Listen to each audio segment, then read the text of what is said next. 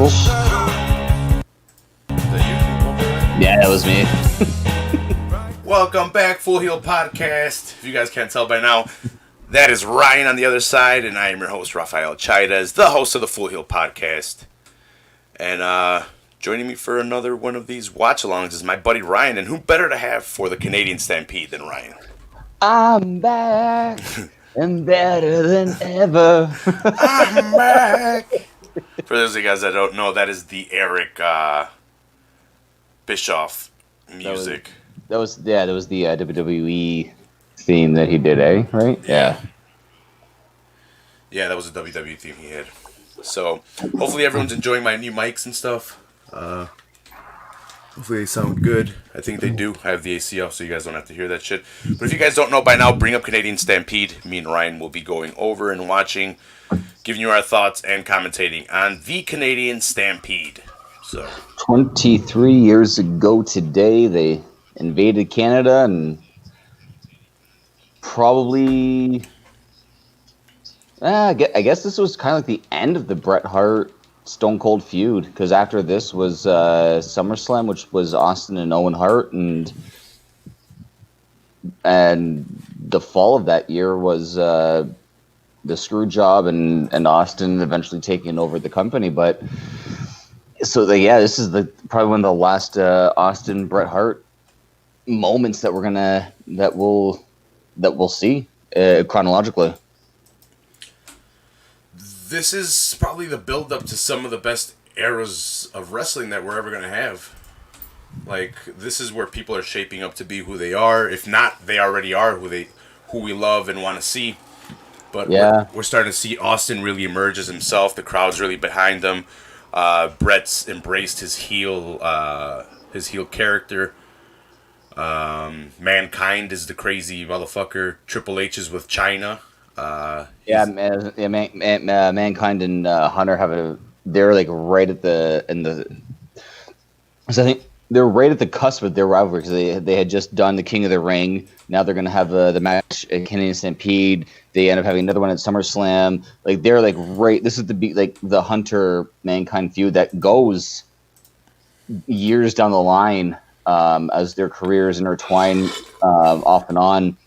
Like you said, like.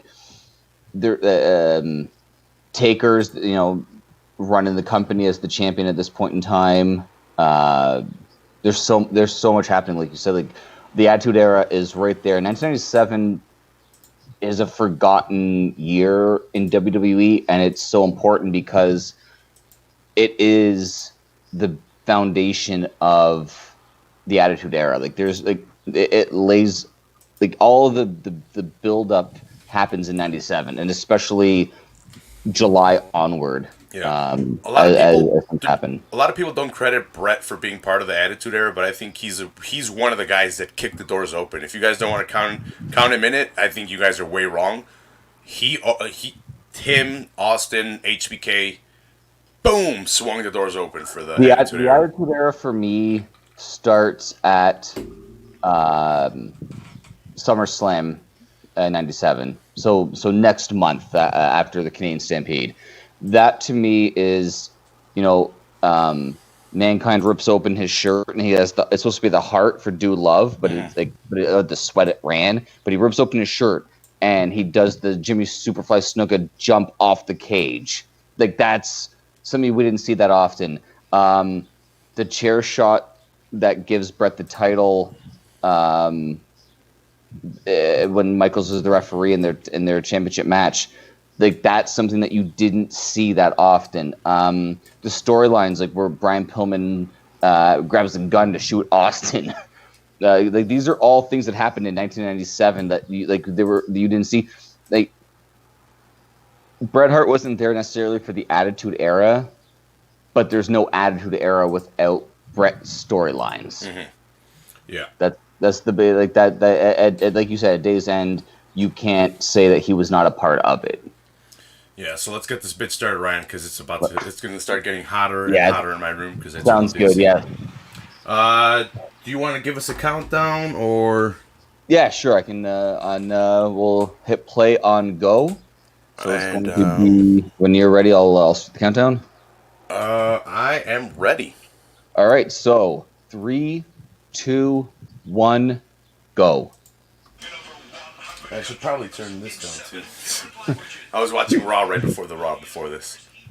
Oh, okay, so you got your storylines in check. Yeah, I wanted to get some of my storylines in check because you hit me up today in the morning. You're like, "Hey, let's cover Canadian Stampede. It's been 27 years." I'm like, "Fuck it, let me get some shit out of the way and watch Raw so I know what's up." I threw it out there not knowing what was gonna happen. I was hoping, but I just woken up too, so I'm like, let me see. I'm like, can I get all this shit done? I really didn't have. It wasn't really anything I had to do, but I had been procrastinating all weekend. Right.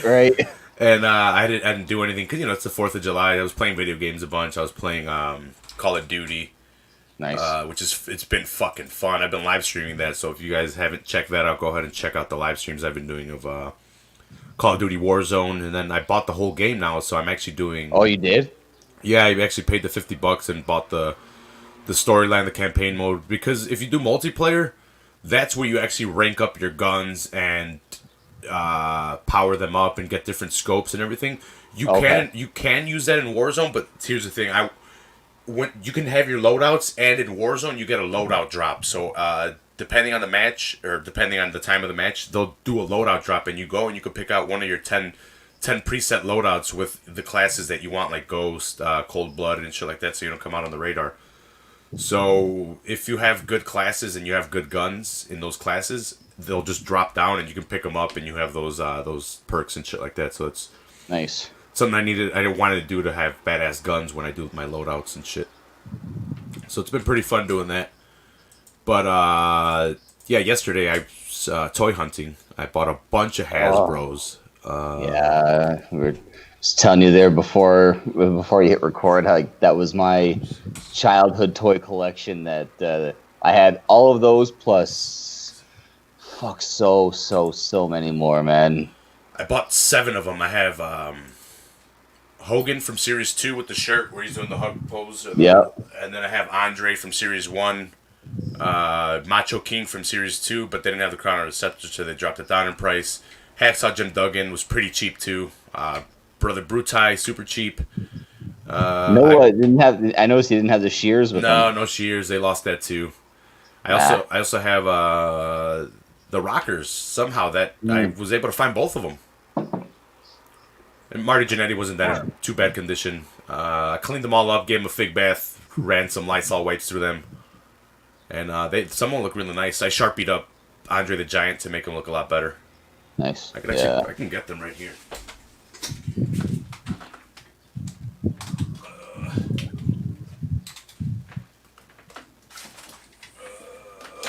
Might as well do a little fig show off, right? Why not? I shouldn't put them down like that. Get them all scratched up. A pretty fantastic little open that they did there with the Heart Foundation. Yeah, and we have Triple H here coming with China. This is China before the tit implants and before the jaw reduction surgery. So she's very manly-ish right here. She's a lot bigger than a lot of my friends, I'll tell you that much. She kicked the shit out of them. And I wouldn't step in. I couldn't. I don't want to hit a lady or get my ass beat by one. Yeah, no, she's gigantic. Little side note. I want to order it, but I haven't because it's $40 and I probably should have. The China Triple H 2-pack. China comes with both belts on her shoulders, and it's Triple H with that exact green robe. It's a pretty awesome fig, actually. What titles? World Heavyweight and European, I believe. Okay. Oh, wow. I guess she was carrying him for HBK. Oh, you know what? No, she was carrying those in. HBK. Yeah, back in DX, she would always walk down with the 2 titles on her shoulder. Mm-hmm. Yeah, that's right. So here's the backstory. Which is awesome because of the ring. They're actually making. Damn, he's beating the shit out of Mankind. They're actually making that they made in China. That's fucking badass. They're actually accepting her more and more into the WWE. She went in with DX. Maybe she'll go in by herself. I gotta believe she will. Yeah, and I need to get those 2 figs. I'll probably order them soon. Curtis Hawkins from. Right, yeah. Yeah, he just did a review on them too. So I was actually watching the Raw before this. I think Mankind's going to be on Team Austin, right? Or was this? He was pro Austin. He's not in the main event. Okay. But he was he was pro Austin. And it was basically the Hart Foundation against everyone in the grand scheme of things. So yeah, so it's going to be the Hart Foundation taking on Ken Shamrock, Goldust, the Legion of Doom, and Stone Cold. Yeah. So the reason I brought that up and was wondering if Mankind was part of it, because when Raw went off the air last, it was Austin versus Jim the Anvil Neidhart. Brett came out and attacked Austin and locked in the figure four around the ring post.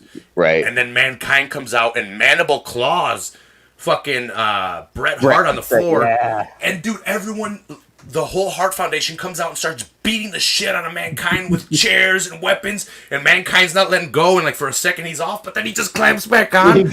And dude, it goes off. Like that. That's a fucking ending right there. That's what you wanted to see as a kid and watching a wrestling show. You wanted to go off the air like that. Mankind getting the shit beat out of him and the Hart Foundation trying to peel him off of. There were so many Raws I can remember from I backtrack 23 years ago. I spent the summer in Montreal, so I vividly remember sitting in my my great aunt's living room. She's in her 70s. I'm 13 years old, or give or take, watching this, and she would just walk into the room, see it, and just walk out. Big Hogan leg drop by Mankind there. But no, man, I remember those. That was his finisher, though, right? Well, not his finisher, but that was Cactus Jack's finisher. The double arm. I used to love that. I used to use it on my guys. Well, it's a different. In the video games, let me clear that up. It's a different, yeah. I used to have that as a finish on. A different style double arm too, right? Because it's more, it's not as planted. Yeah. He more pulls them as they fall, and uses more of his body weight when he lands. It looks like he's crushing them a little bit more. Yeah. Triple H over the top ropes here. By God, those unforgiving mats on the outside, and Mankind giving chase. It was, in honor of the 4th of July, I was watching some U.S. title matches on my the DVD set that I have, and it was Austin and the Great Muta back in the WCW days, and Muta launches Austin over the top rope, and Austin wins by DQ because you couldn't launch him over the top rope. I had no idea that WCW had a over the top rope as an automatic disqualification. They used to they kept that for a little bit. I remember watching early WCW as well, and I was like, what the fuck? Why'd the match end? And it's like, well, he threw him over the top. He threw him over the top ropes, which is an illegal maneuver. And I was like, what? Yeah. And here, Triple H has just gone over the top rope twice in a matter of 30 seconds.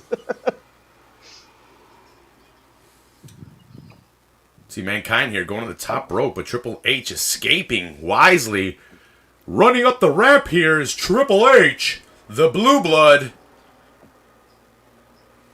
I like Triple H. I wouldn't mind getting I was going to say third figure, but let's see. I have Hunter S. Helmsley with the red coat, DX Triple H, and the badass fucking crown with the red cape Triple H. So, and then I have a Fig Arts Triple H too. So this would probably be my 5th Triple H fig.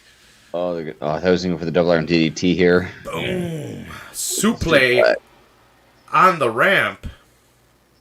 The one thing I'll say about Hunter that people don't take into consideration is he took a lot of legit bumps in his career.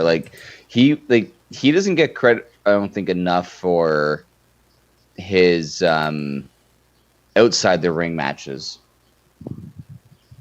I don't know if you remember the ladder match that he had with The Rock. That one was a pretty good match. That was a good one, yeah. It was very memorable because I think we've even covered on here how we might have, yeah. How they try to do their own thing with that ladder match because we had watched a bunch of ladder matches and it was theirs was a little bit different than Shawn's and Razor's that we had covered. And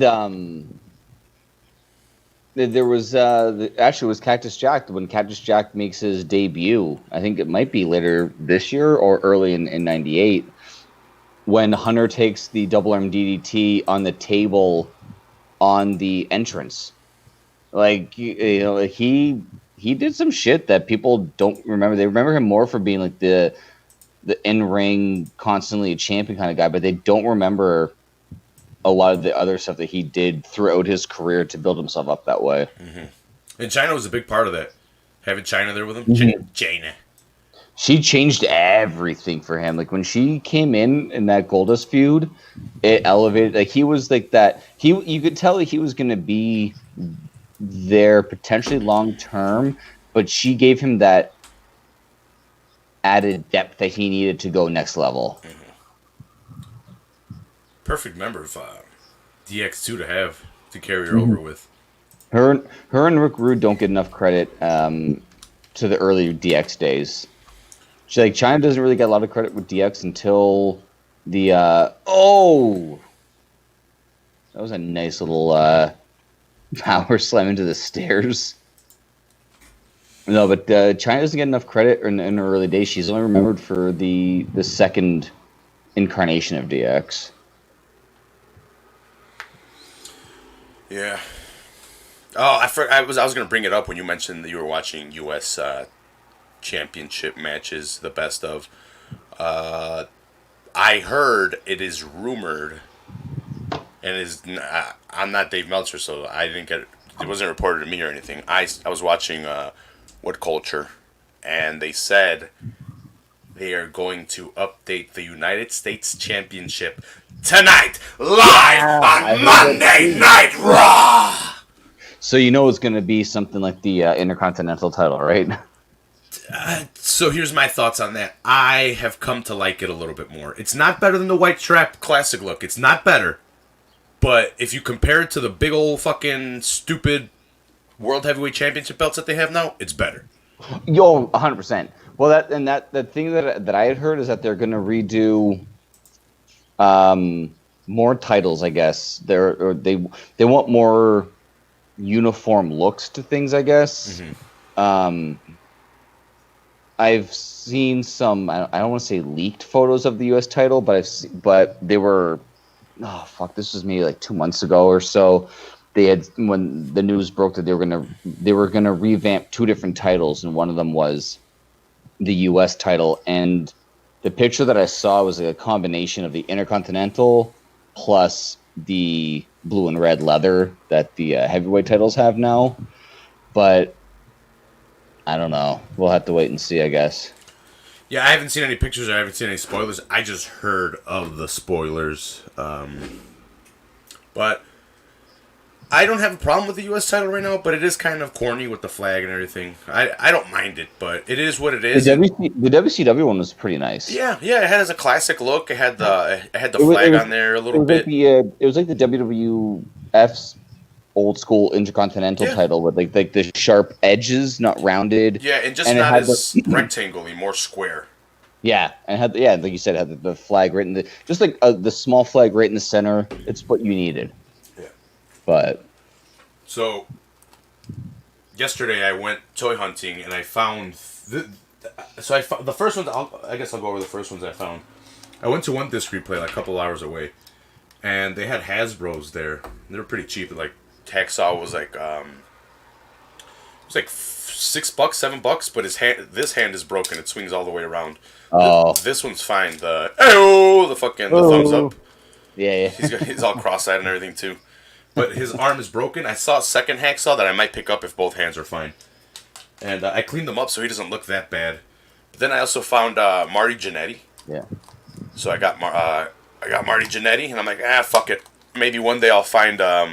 Did he come with an underage daughter? Or no. I asked if that was the accessory, and they said no.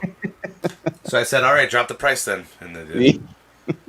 And so I'm like, I'll find Sean one day, and I'll complete the rockers, and I'm like, so it begins. And then I like texting everyone the gif of Anakin after he kills Mace Windu. What have I done? Oh, yes. I text that to everyone, and then I send them a picture of a new line that I've started to collect. And then I'm like, fuck it, I'll just take all three of them. They're pretty cheap. This one was like $4 too, Brother Brutai. The only thing pretty much wrong with him is like his eyebrows are a little fucked up. But I fixed up the black parts on his hands with a permanent marker, and I just fixed up all the chip spots. The boots aren't bad. So he has the the jumping action, the like if you put him down and do that, he jumps up. So those 3 are the ones I found. I'm like, it looks like I started my collection on Hasbro's. And then I went to the second disc replay, which is like a lot further. And I was about to buy a Galoob Rick Steiner. Oh, wow. For $3.99, a Galoob WCW 1990 Rick Steiner. And I'm like, I don't want to leave empty-handed, so I was going to pick up a $20. Oh, Mankind with the headbutt to the nuts on Triple H here. You fell into it by accident, so you can't disqualify the man. But I went to go pay for them, and the Goldar was $20 because it's a newer one. And I'm like, I have the Red Ranger, I have the Green Ranger. I need a villain. I'll add Goldar. So I go to the counter, and he's ringing them up, and I'm like, by chance, do you have any more of these Galoob action figures? I'm like, I looked in the bin, but I only found this one. And he's like, no. He's like, whatever's in there's in there. And I'm like, by chance, do you have anything in the back or anything? He's like, nah. And then he's like, give me a second. And then they had like a shelf that had like a bunch of boxes in it, like electronics, toys, and stuff like that. And he pulls out a box, and then he pulls out a Ziploc baggie. And he's like, would you be looking for these? And I'm like, yes! And they were all fucking Hasbro's. There was a bag full of Hasbro's. I left half the bag. That's amazing. Because I took the best ones. So, As soon as I saw it and I opened it up, he's like, so which ones did you want? And I'm like, well, give me Andre. I'm like, I'm taking Andre the fucking Giant. And his headbutt action still works. Kaka, kaka. I filled, and it was awesome. This one's awesome. So I cleaned it up. Like, he had smudges on his chin. I fixed that up. His hands, this one's kind of loose, but they stay up for the most part. Like, they'll stay up for the most. And then I cleaned up the boots. I filled them in with black, so now they're not chipped or anything. And this is probably the best out of all of them, look-wise, because I was able to fix it with a black Sharpie. And it's Andre the Giant. It's fucking Andre the Giant. Paid $15 for him. But I also got, the Macho King. That was one of my favorite ones when I was a kid. So no scepter, no crown, so they dropped it a little bit. I told him, I'm like, hey, because the guy, he's like, I like action figures, he's like, but I don't know anything about these. And I'm like, that Macho King is missing a scepter and a crown. I'm like, so better drop some of that. So it was $10 for him. Not bad. As soon as I saw Shawn Michaels in there too, picked him up. Decided to finish the rockers off. But nice. He's hard to stand. He fucking leans forward a lot. Like if I put him on the table, he falls forward. So I got to angle the arms back. It's the ego. Yeah, the eagle's launching him forward. China. He's like, I gotta get out of out of the rockers. I gotta get on my own. China's over here attacking Mankind on the outside. But yeah, he does the jumping action too. So I got the rockers and Macho King, and I had to pick up Hogan. Come on, you need a Hogan. It's not the first Hogan; it's a second series Hogan. The first one, I guess he doesn't have a shirt, and he does he does the press slam. Yeah, he does the press slam. I think he's the only one that has come out with this style of action. He probably the bear hug style. Yeah, from what I heard, he kind of complained about it, and that's why they gave him more hair and they gave him the bear hug action. So that action still works. 15 for Hogan, not bad, No. Was that all of them? Yeah, I think that was all of them.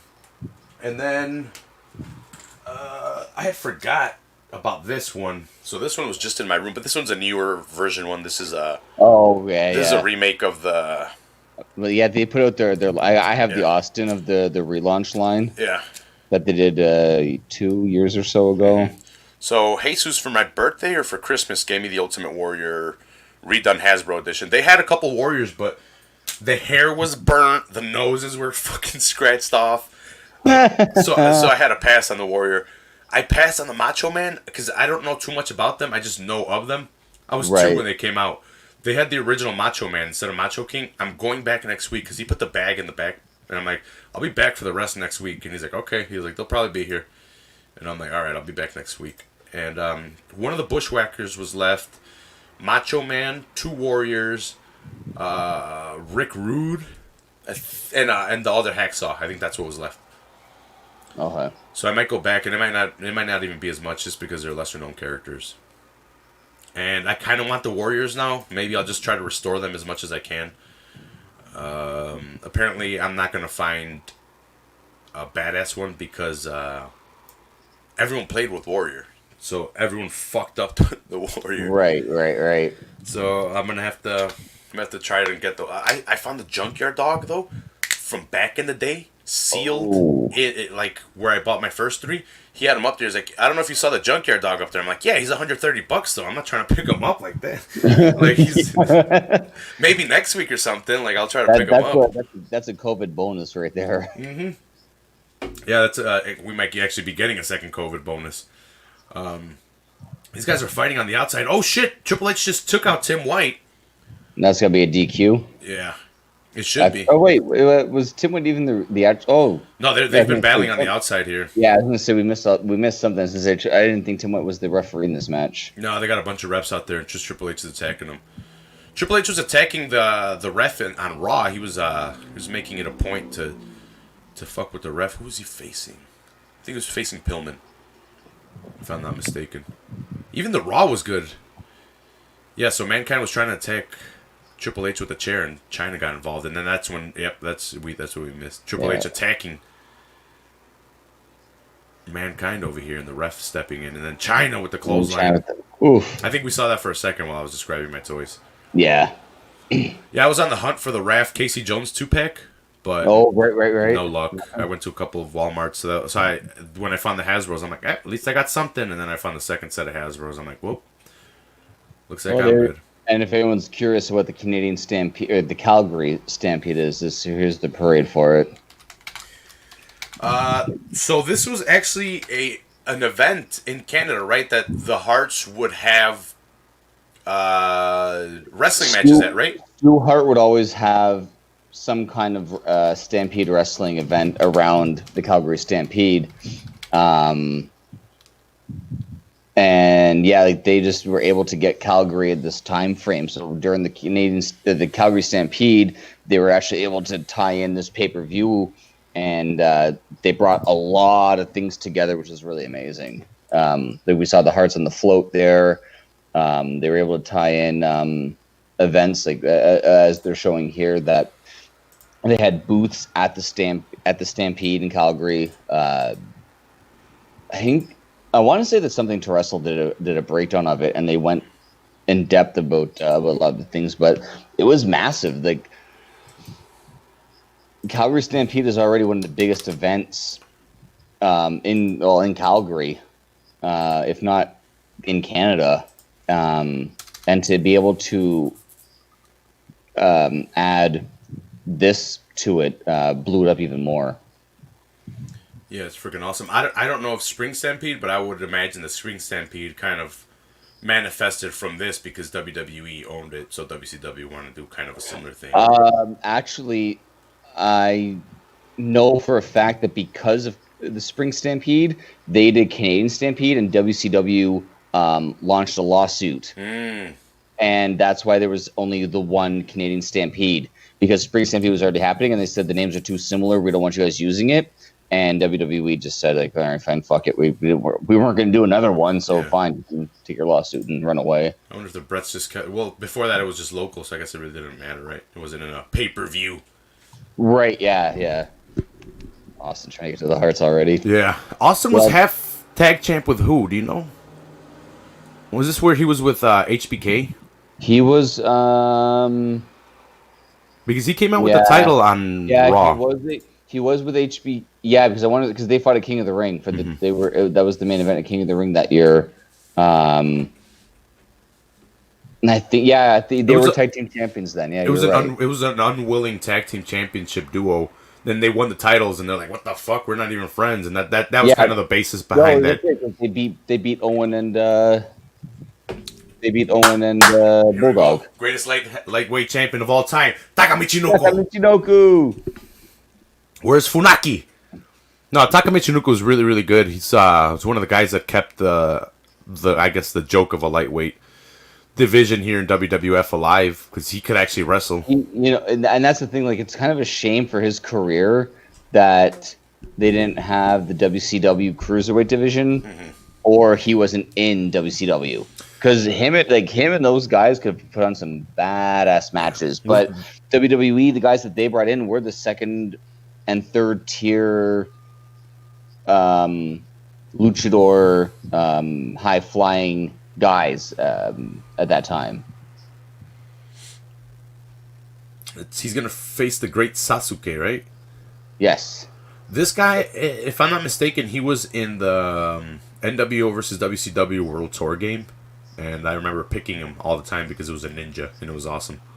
He had like the spring or the flip spring elbow off the ropes and shit like that. Yeah, he used to do a lot of like luchador moves in the game, so it was like, oh my god, I'm gonna pick this guy. But and look at that, everybody. 23 years ago, he's wearing a mask. They're still going. Fucking Mankind and Triple H. They're still fighting out there. That's awesome. I love that they're in they're in the Saddle Dome where the Calgary Flames play hockey, and I love that you can see the hockey boards as they're fighting. Kind of like just adds that little touch, you know. Mankind no selling for China there. Yeah. Well, he was no selling for those fucking chairs and and everything else on the week before on Raw. He almost no sold the Hell in a Cell. The fact that he kept on going. Yeah, he came back. But I guess that's his thing. He's Mankind. Can't fuck with him. He's gonna rip out his own hair and be crazy. I think a lot of people forget about Mankind and how great he was, because when he was champion, it was a joke. Let's all be honest. They did it as not as a joke, but they knew he was super over. But at that time, he wasn't the Mankind of. They put this. No, like when he's one of those rare stories that his buildup was better than his end product. Yeah, 100%. Like, you got to think when he was champion, he was so far removed that it was like the Royal Rumble with all the chair shots. Mm-hmm. That was so far. Like he built up to that. Like he didn't need to necessarily take all those shots to finish that match. He didn't need it really like there was probably a 2-year lull where he was just like until he got that 2000 run with Triple H at the beginning, Royal Rumble to WrestleMania. Actually, I think it was just the Royal Rumble and No Way Out where he was untouchable. Like the two of them going at it that for those few months were ridiculous. Mm-hmm. You like that striking exchange these guys did, trying to play off like they're strikers because they're from Japan, so they got to know karate or kung fu or something. Now they're in the grappling. Yeah. Oh man, you should have heard fucking King on the week before on Raw. Man, he was going in at Polak's because because of Putski's son or whatever, I forget his name. Scott Putski. Yeah, dude, he was going. I'm like, whoa! I'm like, this was allowed back then. Oh man, it was. Hey, X-Pac did blackface. Yeah, he did. He did. And WWE ain't removing that Raw off the network anytime soon. Oh yeah. These guys are good at transitioning back and forth. Mm-hmm. Taka was good. It's just I think he lacked a little bit of personality compared to the WCW guys. Especially when you have them with masks and doing all the same, well, not the same moves, but similar style movesets. But he also, like, the guys that he was going up against, like, Jerry Lynn was in and out. Brian Christopher and Scott Taylor, they were turned into a tag team. S.A. Rios, cup of coffee, in and out. Like, he never really had a serious division to compete within. Well, S.A. Rios kind of gave us Lita. Yeah, that was his his contribution. Yeah, to the WWE.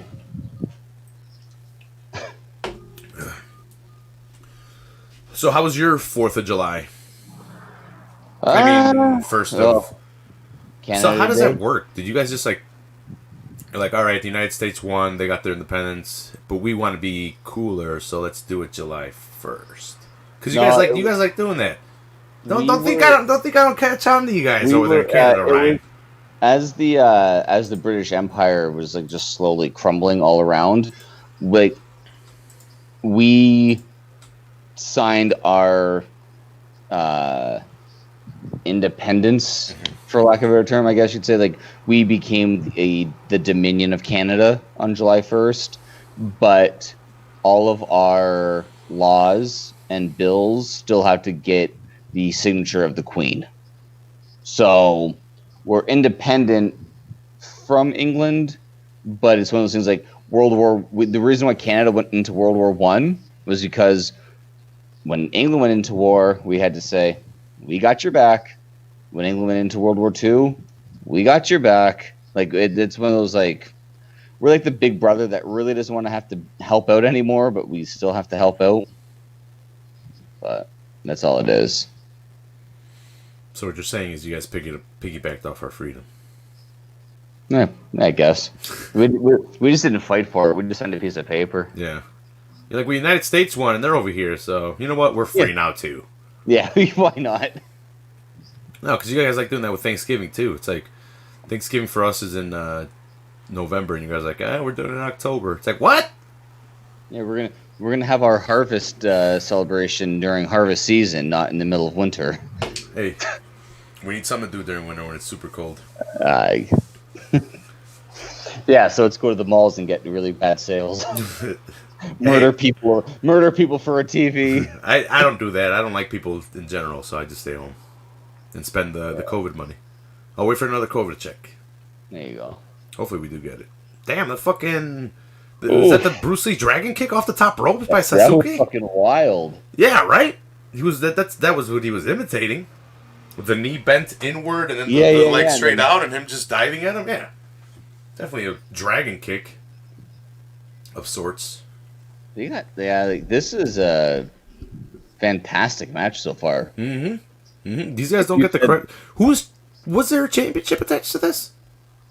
I think it's just a regular match, right? The championship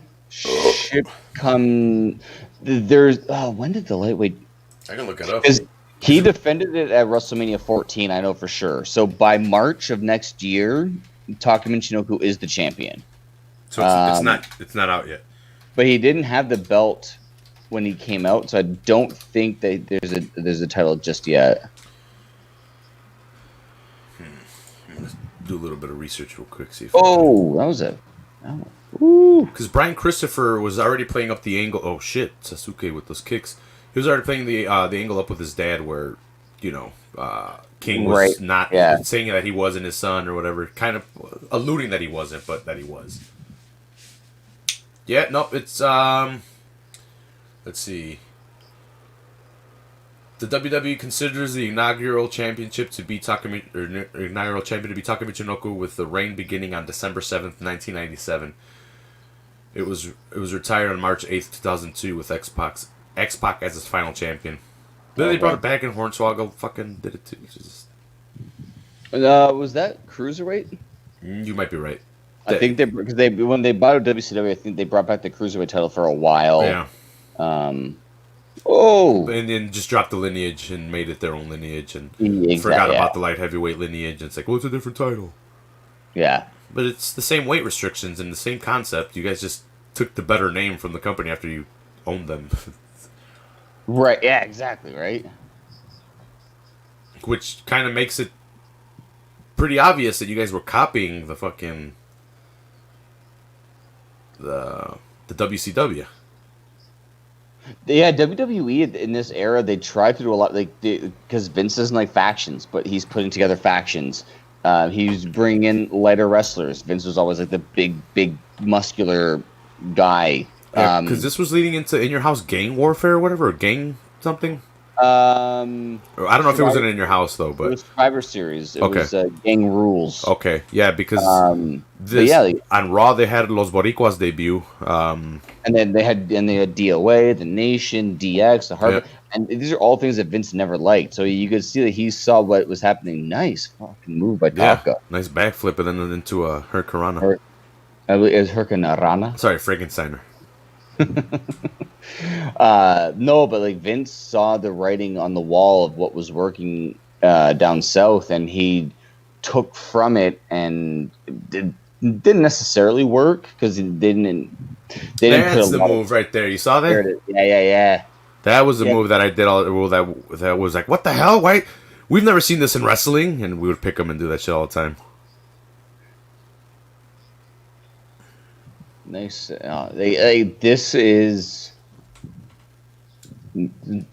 like this is fantastic. This is a great match. Minus the white socks on Sasuke there. Yeah, should have just been all black. Little Fruit of the Loom action there. You corny son. Oh, yeah, like why did he just go all black? That's so weird, eh? Yeah, and I forgot about my last one. I found my dad. Oh yeah, that's right. Fucking humble you, I camel clutch. I was telling that to Kara last night. I showed her the picture. I'm like, oh look, Raph was out toy hunting and he found his dad. And like, what? I'm like, I'm like, Rapha's dad, like this wrestler. And she's like, Rapha's dad was a wrestler. I'm like, no. Like, imagine that. That would be so fucking crazy. Explain everything. No, his dad looks like the Iron Cheek. And he'll fucking humble you. That's fucking amazing. Oh. I couldn't pass it up. It was $5, and I just bought all the Hasbros. So I'm like, you know what? Why not? Yeah, it's a Hasbro. Boom! Nice missile drop kick by Taka. That's new generation, right? That was yeah. It's a new generation. They never made a. I didn't think Iron Cheek. I don't think they made an Iron Cheek back then. I saw the new ones Iron too. Cheek was well gone by the time they put that line out. If I do get a bunch of them, I want to get maybe like the first set. And out of the new ones, Jesus gave me Warrior, so that's cool. And I have Iron Sheik, which goes along with the old style motif. So I wouldn't mind adding those to the old, to the newer ones I'm getting, or adding the newer ones to the older ones. I'm kicking myself because the line that they put out, I bought the Austin, but they put out Austin, Goldberg, Kane, Undertaker, Mankind, Triple H, and The Rock. Like. You throw I don't know if they dropped a Michaels and a Bret Hart, but you put those 7 as a set. That's your Attitude Era, man. That's. I'm kicking myself that I didn't get the rest of them. I only got the one, but that was it. Sasuke. Nice, fucking fantastic match, man. Like back forth, nonstop action. Like they did not take a long break at all. There was no lull in that match. They didn't even use holds. That I can remember. They put in they put in the holds, but like it was when they put a hold in, it was transitioned out of. It was a reason to transition to the next piece of action. Sasuke's on the concussed. Yeah. Yes. Yeah, as a kid, you gotta love ninjas. So that guy's over. Put him in a box; he'll be even more over. Make him come out of a box.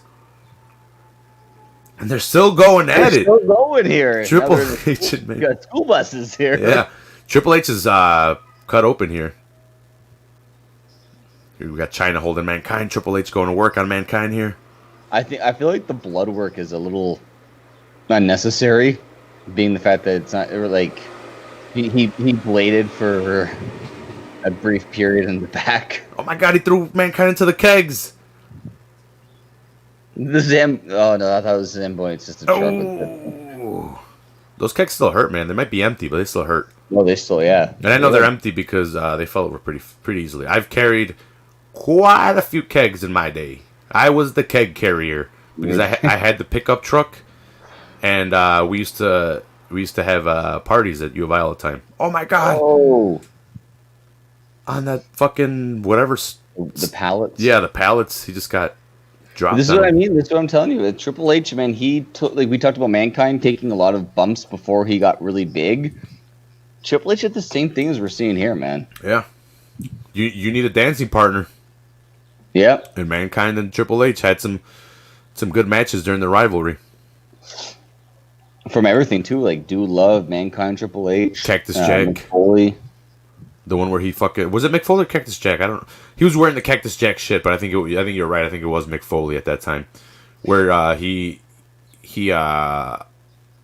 just launched him backwards and then fucking he fell through the cage and then dented the ring. That was Cactus Jack, okay. I think. That was the two Cactus Jack, the Royal Rumble and No Way Out.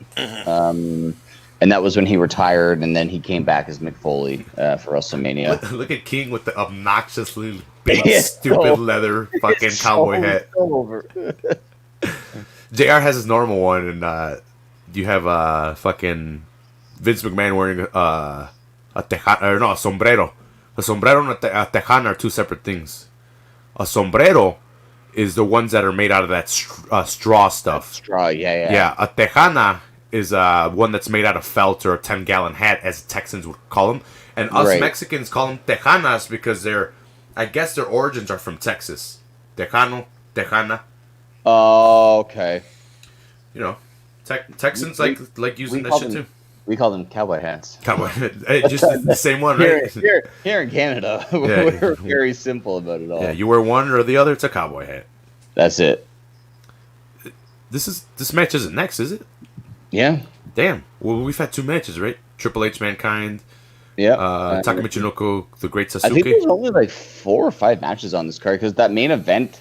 The main event has a huge entrance for the Hart Foundation. Then it's the 10-man tag, and then the celebration afterwards. It's a celebration, bitches. Big Bad Vader here. What time is it? Vader time. He's got to get into the hall soon, right? Yeah, he should. He's got to. And I wouldn't necessarily not for his WWF stuff because I think people kept him down, Shawn Michaels, but he for his WCW stuff he had that weird looking belt when they were feuding for the big gold belt when Ric Flair brought it over, and then they're like, hey, you can't use our fucking belt on TV, and then they're suing them, so then they had to use a different belt. They owed Ric Flair money for the deposit on the belt, and they never gave it to him. So when he went over, he took it with him. And then they just made a new one, and it's a weird looking one. They used it for like 3 years. Sting had it, Ron Simmons won it, Vader had it, and Vader. Who else? Rude, right? It's not a. No, what did Rude was? Oh no, he had they were calling it the international. Yeah, the international heavyweight championship, which is the big gold belt. Yeah, that's right. You know what? I need to do my history on that, and I need to know exactly what was going on with that bullshit because that's pretty interesting. What happened there? Ric Flair was owed money. He took off with his belt. They made a new belt, but then it was reintroduced back, so it was like the international heavyweight championship that could be defended in Japan and over here because I know the Great Muta had it for a little bit. I need to really go back to that era and see what was going on. With like the over the top rope shit too. What the fuck? Yeah. There was actually, I think it was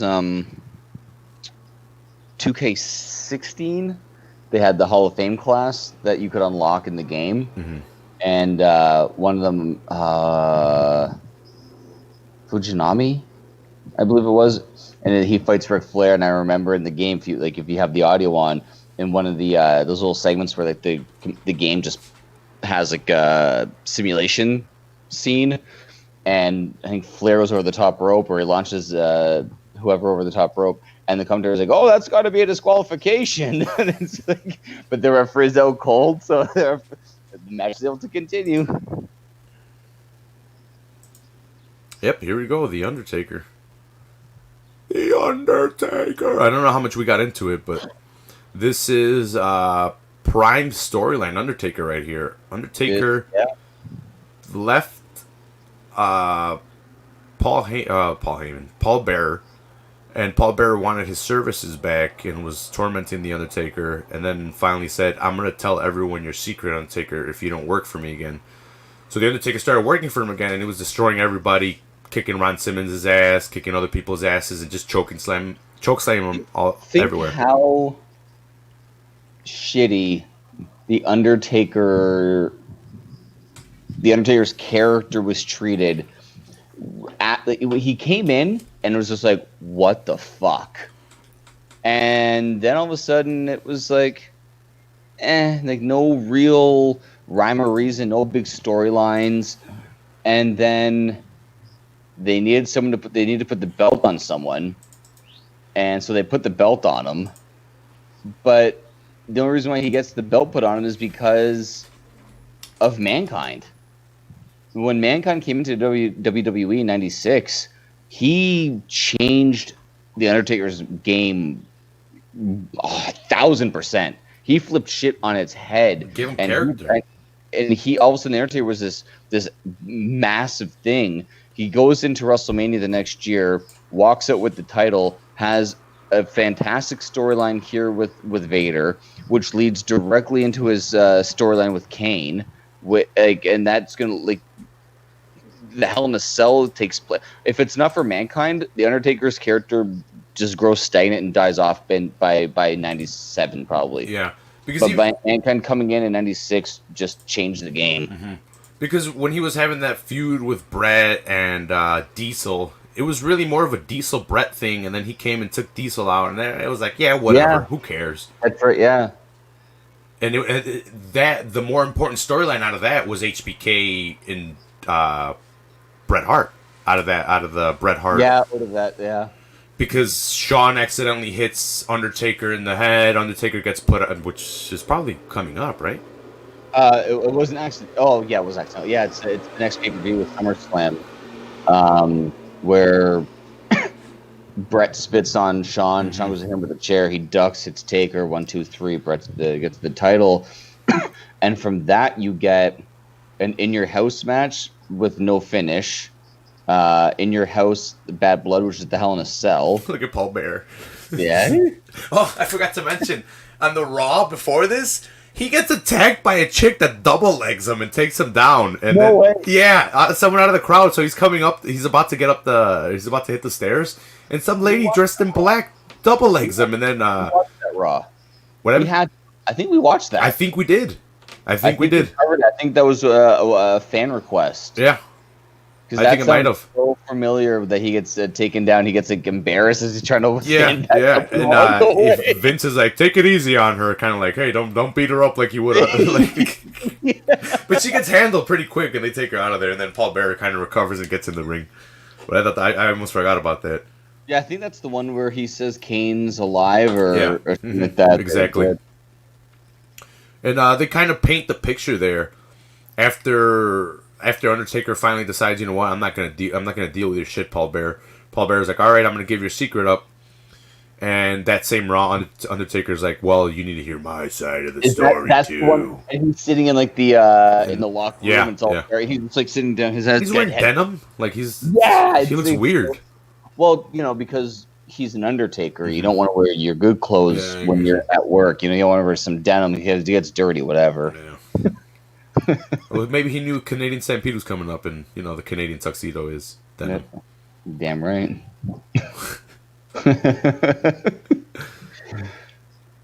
Yeah, but they give you the whole background story of how they were bad kids smoking cigarettes behind the shed. Well, that's what Paul Bearer says, and that Undertaker and Kane burned down the funeral home. The funeral home, and everyone died. But that's when Paul Bearer reveals to the Undertaker, he's alive! And Kane's alive!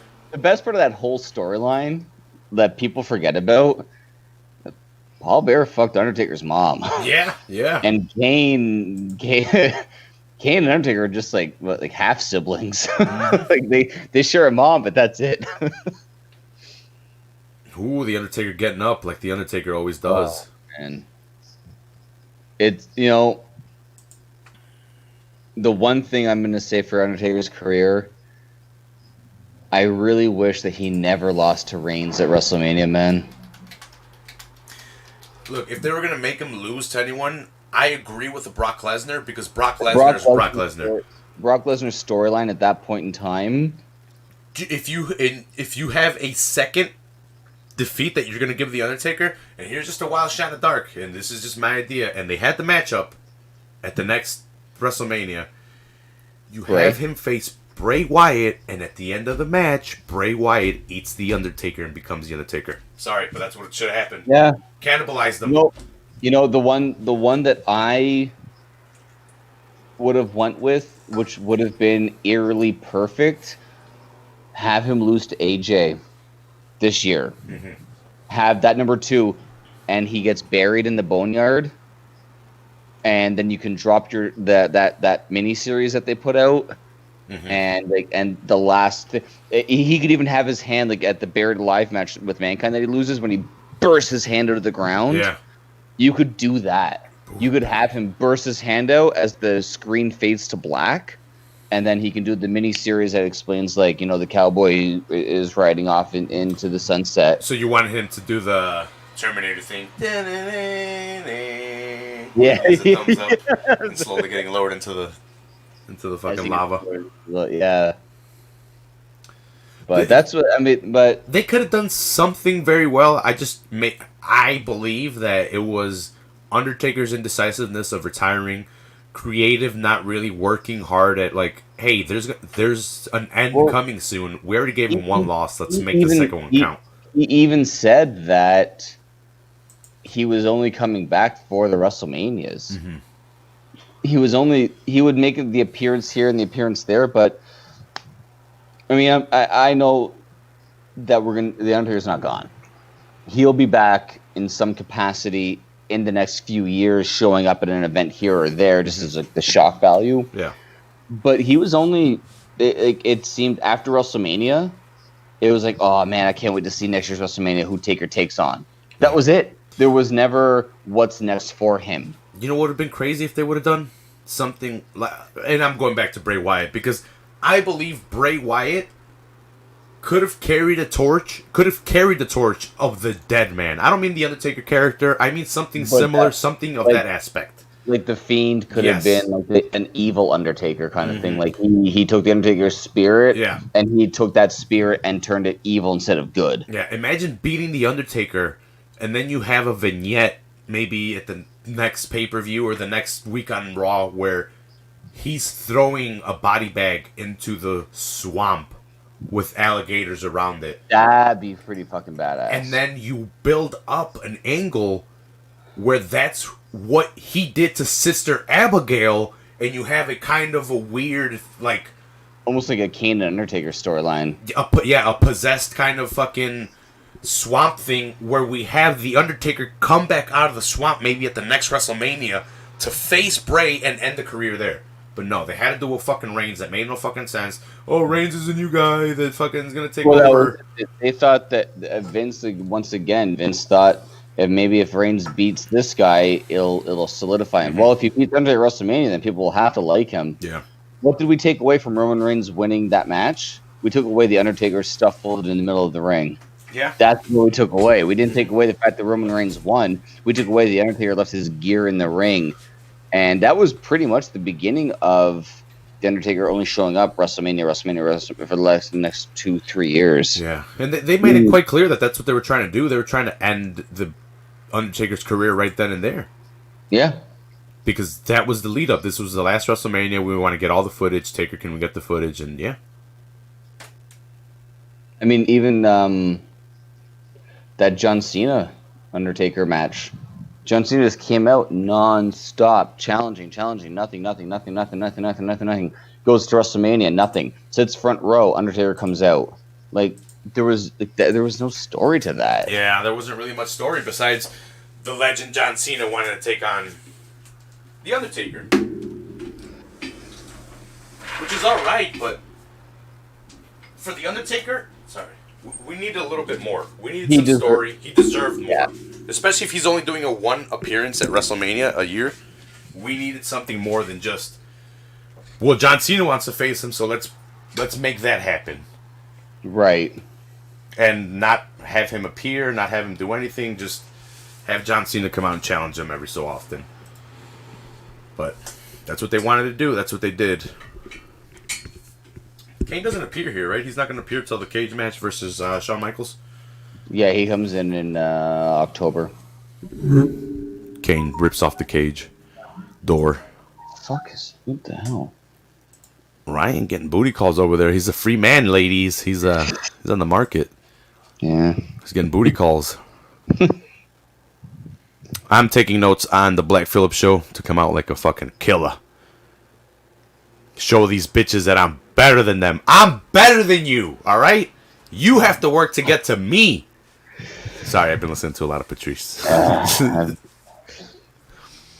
My whole life is fucking upside down, brother. Yeah, I feel sorry for you, Ryan. That's why we're here watching Undertaker, Vader. No story where it's all good, right? Yeah. Life happens. It's how you deal and how you fight back, right? You got to know when to fold them. Know when to hold 'em. Is that the song right now? Yeah, you know what? I'm not folding nothing. Yeah. I got cards in my hand. And... Well, you better fold your clothes, or else it's gonna get all wrinkly. No, please. My OCD takes care of that. No, I'm dealing. I'm good. Life is life. Yeah, it's good to hear. You should get an Xbox and we can play Call of Duty. Yeah, right. I got to figure out how I'm gonna fucking pay rent. Yeah. I'm back in kitchens though, so I got That's that, awesome. man. Yeah, that's awesome. I'm fucking slinging pans. I'm already running a station after one day. Nice. And you said it's one of the best restaurants in. It's been voted Windsor's top Italian restaurant like a number of years running. Yeah, it's well known in Windsor as being one of the top restaurants, and congratulations on that. And I'm there now, man. So I don't know how the fuck I pulled that off, but I did. So. Now it's just a matter of memorizing everything and running with it. Yeah, you got it, bro. I know. Yeah, I'll be good. Mm-hmm. One thing at a time. Got the bread. The bread will be starting up after the next COVID check. I'm going to invest in a lot of shit for the bread. Nice. And then branch out from that into some other things, and we're going to go from there and just see what happens. Just take some time for me. Awesome. And figure me out kind of deal now. There's some Canadian listeners I haven't checked out lately, but the graphics show me that there's some listeners in Canada. So look out for Ryan's bread. We'll be talking about it more as it unflourishes. If you're a single lady in Windsor and a listener, and you watch wrestling from the 90s, yeah, that's gonna be a hard find. That's gonna be a tough find. Yeah. Oh my God, the Undertaker picking up Vader like nothing, but then Vader, oh my God, oh, what's happening here? What's going on? That was sloppy, but here's a little bit of advice. Or, how did Taker get Vader up and Vader couldn't get Taker up? Momentum is a real thing, guys. When fat people are moving, don't try to just throw them over your fucking shoulder. You gotta stabilize that weight. And Vader's fucking heavy as hell, and he couldn't stabilize himself with Taker. There was too much momentum with those two big men. He just I like that when the Taker kept the roll going and got the pinfall. Yeah. Because I think that was supposed to be tombstone reversal into a pinfall, but it just turned into a tombstone reversal roll. Yeah. Oh, here we go. The Big Bad Vader drop. Here we go. Oh no! The moonsault or the Vader bomb? I think the Vader bomb. Yeah. He would. Yeah, he would have gone on the top rope for the moonsault. I think. Oh! Right in the family jewels. Right? How was the referee watching that? Oh! By God! Choke slam off the second rope. Choke slam straight to hell. The one thing with Taker that they've always managed to utilize is when he has to fight like big guys like Mark Henry and Vader, they'll put him on the ropes. Like I remember he gave Mark Henry a last ride because Mark Henry was doing like on the top rope pounding away on Taker, and he got him up and dropped him. Like they Taker's able to get his signature moves out there with these big guys. That's got to be 3, right? Nope. But like we just saw with that choke slam, if you can't necessarily get him up enough to make the move look devastating, use the ropes. So we actually saw Vader. I kind of noticed that Vader helped out Taker with a slam and stuff on Raw. Or they were showing. Oh my God! Look at him carry that fat sack of shit. Oh, Tombstone. I forgot. They look like Abdullah the Butcher. Both of them that were. I'm referencing something I saw in Raw. That were attacking Bulldog, and I forgot. I think it was Owen. But Bulldog went for a body slam, and the guy wasn't helping him at all. And then on the second try, then he jumped into his arms, and then he was able to body slam him. Right. Which I remember. Yeah, kid, that's right. Because I remember when we watched that Raw, we were trying to figure out who those guys were, and I'm sure if I watched the Raw with the volume on, I'll catch their names. Yeah. But I remember trying to look them up without knowing anything, and I could not find shit on them. Probably because they weren't around long. It didn't look like they knew what they were doing. They weren't helping out Bulldog at all. I feel like I could be dead wrong, but I feel like I've seen them in like ECW back in the day. But yeah, but you're right. Yeah, like I remember watching that with you, and we commented on how Bulldog struggled with them because there was no. Dude, he went up for the pool, and the guy's like, "Nah, I'm not giving you shit." Come on, you're the Bulldog. Lift me up. Yeah. He's like, "You're strong. Go ahead. You don't need my help." And he's like, "No, I need your help, fat fuck. You're too heavy." I love that. That Taker pose with the belt, man. That's fucking where it's at. I'm mad at myself that I do not have a Undertaker, a cool Undertaker. I have the basic one opened, and then I have the sealed one, the Ministry of Darkness Taker. Right. But it's not opened, and I want one where I can pose him in front of my figs with the title like that, where he's kneeling. That'll be something. Because the one I have, can't do it. It sucks. His legs only go front and back. They bend at the knees, but they don't open up side to side. And I found the second Taker, Ministry of Darkness Taker, but he's $50. I'm like, I paid $10 online when he was first out. Why would I pay fucking $50? How jealous are you of my setup? Yeah, it's the ones that I haven't opened. You fucking asshole. No, you got the Brett. I have the Brett, but I don't have the Austin with the 3 belts, and I want the belts to move them around. Keep Austin with the skull. The Warrior that I have, it was a 2-pack from SummerSlam 88, 89. It was Honky Tonk Man and Ultimate Warrior. Mm-hmm. So they got the kids broke Honky Tonk Man, which whatever. but that Warrior somehow managed to stay in good. It's a basic figure, but you strap a belt on it, plop it up there, and it works well. And then I got that Taker was actually after Roman Reigns retired Undertaker. I remember watching that WrestleMania, and I was just like, "Fuck, man!" I was so upset that Taker was gone. And Kara was like, "Why are you so upset?" Like, whatever. Well, I'm like, "You don't understand. This is like my childhood retiring. Like, this is whatever." She felt so bad that she was at the store. She ended up fucking finding this Undertaker, and she got it for me. And I had it. It was like a WrestleMania line. I had it sitting on the shelf, and Carla got it, ripped it open. I'm like, "Well, now I gotta take the Taker, put a belt on it, put it up here, good to go." You see those Boricuas look like any one of my uncles. Yeah. I love how they always had like the white tank top and the white shorts. Always. And Farouk being super racist on Raw, he's like, "Get your jalapeno eating ass out of here!" And I was like, "Hey, that's me. I'm a jalapeno eating asshole, not the Boricuas."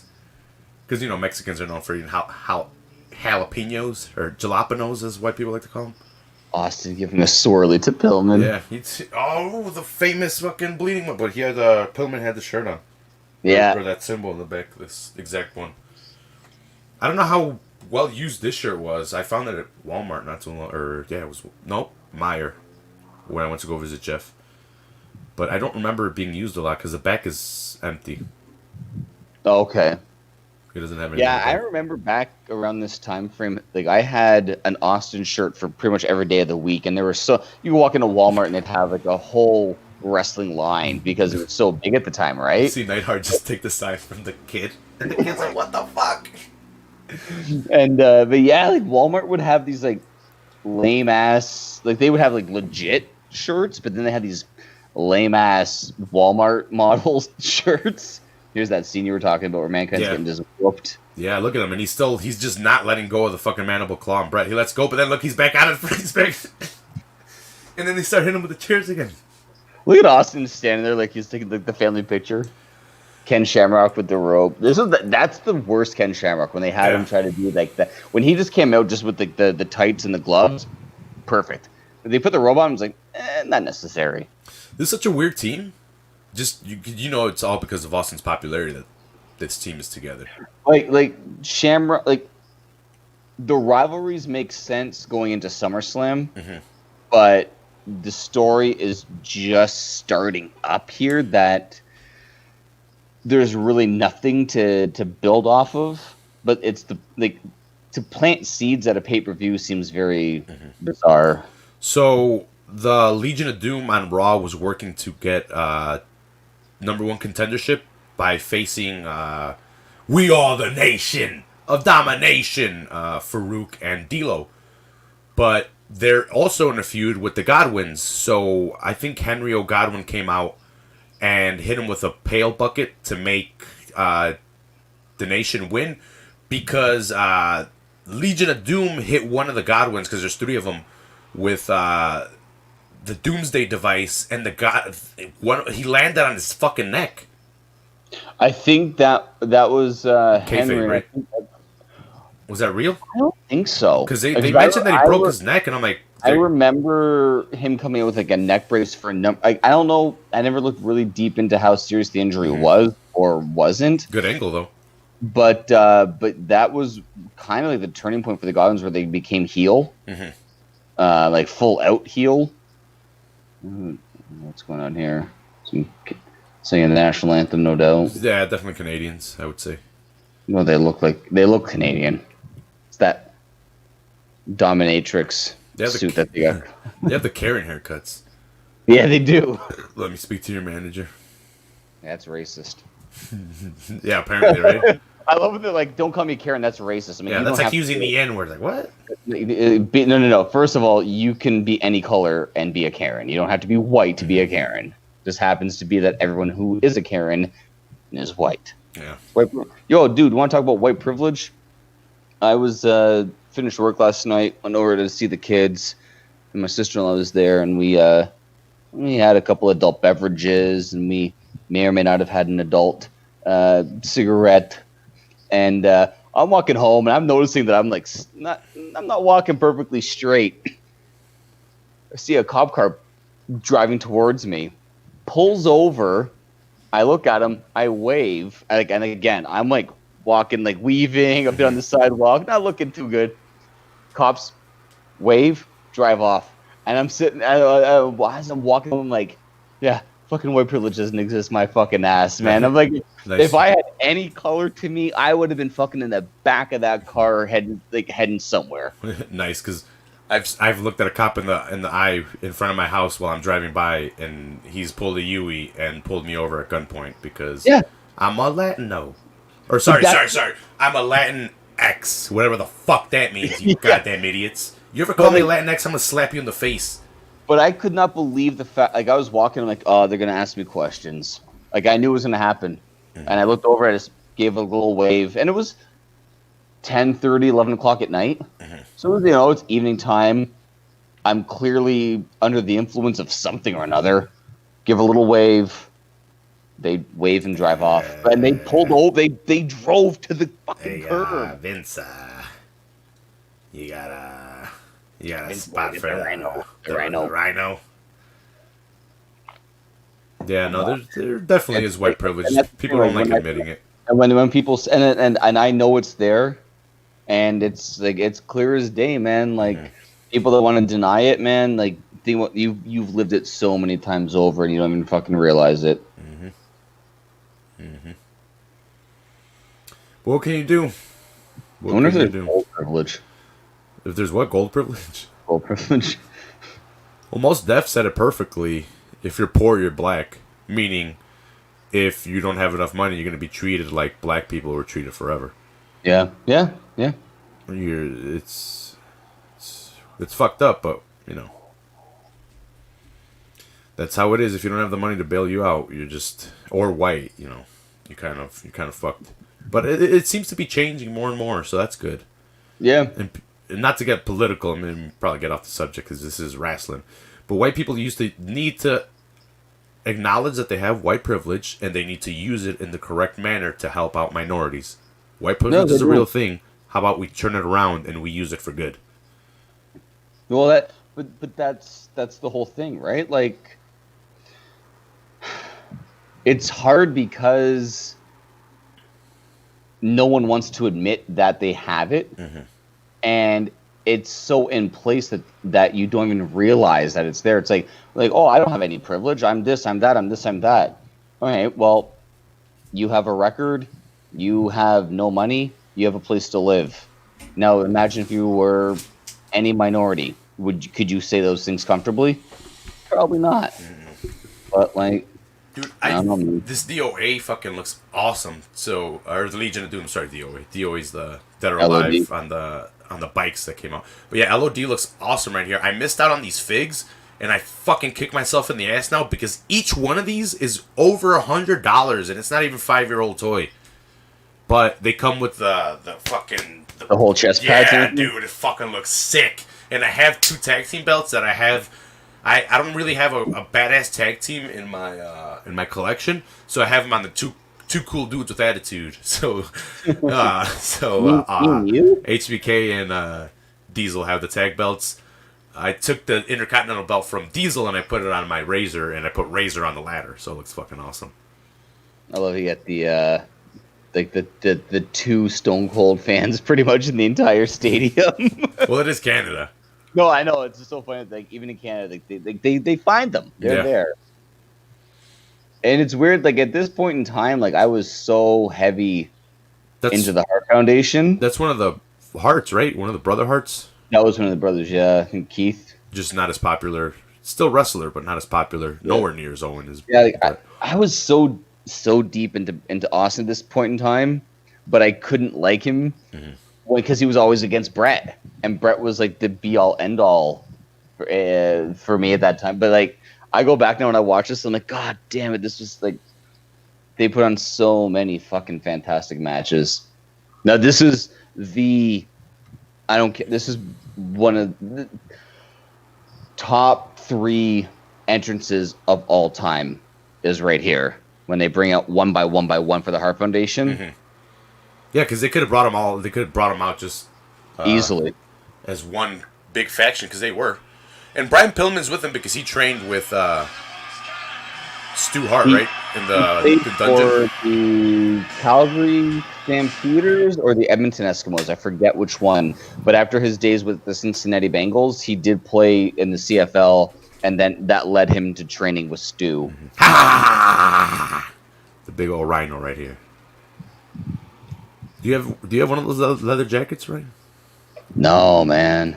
I have a leather jacket. I should get somehow get a patch on it for the Hart Foundation. That'd be pretty sick. I love how the guy, instead of Austin 316, the guy the sign says Hart 2717 or 2517. Euro champion. Is he the first ever European champion? Yeah. Definitely made it for him.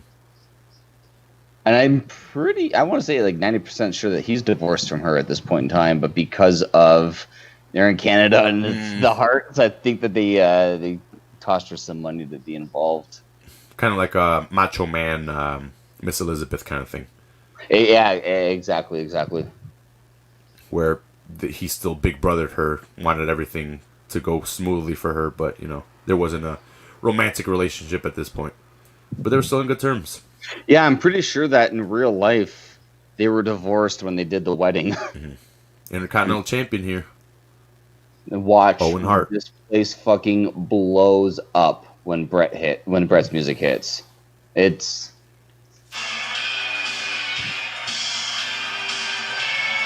yeah.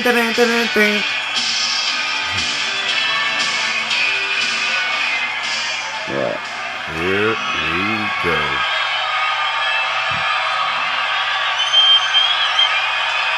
They're waiting for it too. yeah, they're letting the fans get it. Oh, they're building it up. There we go.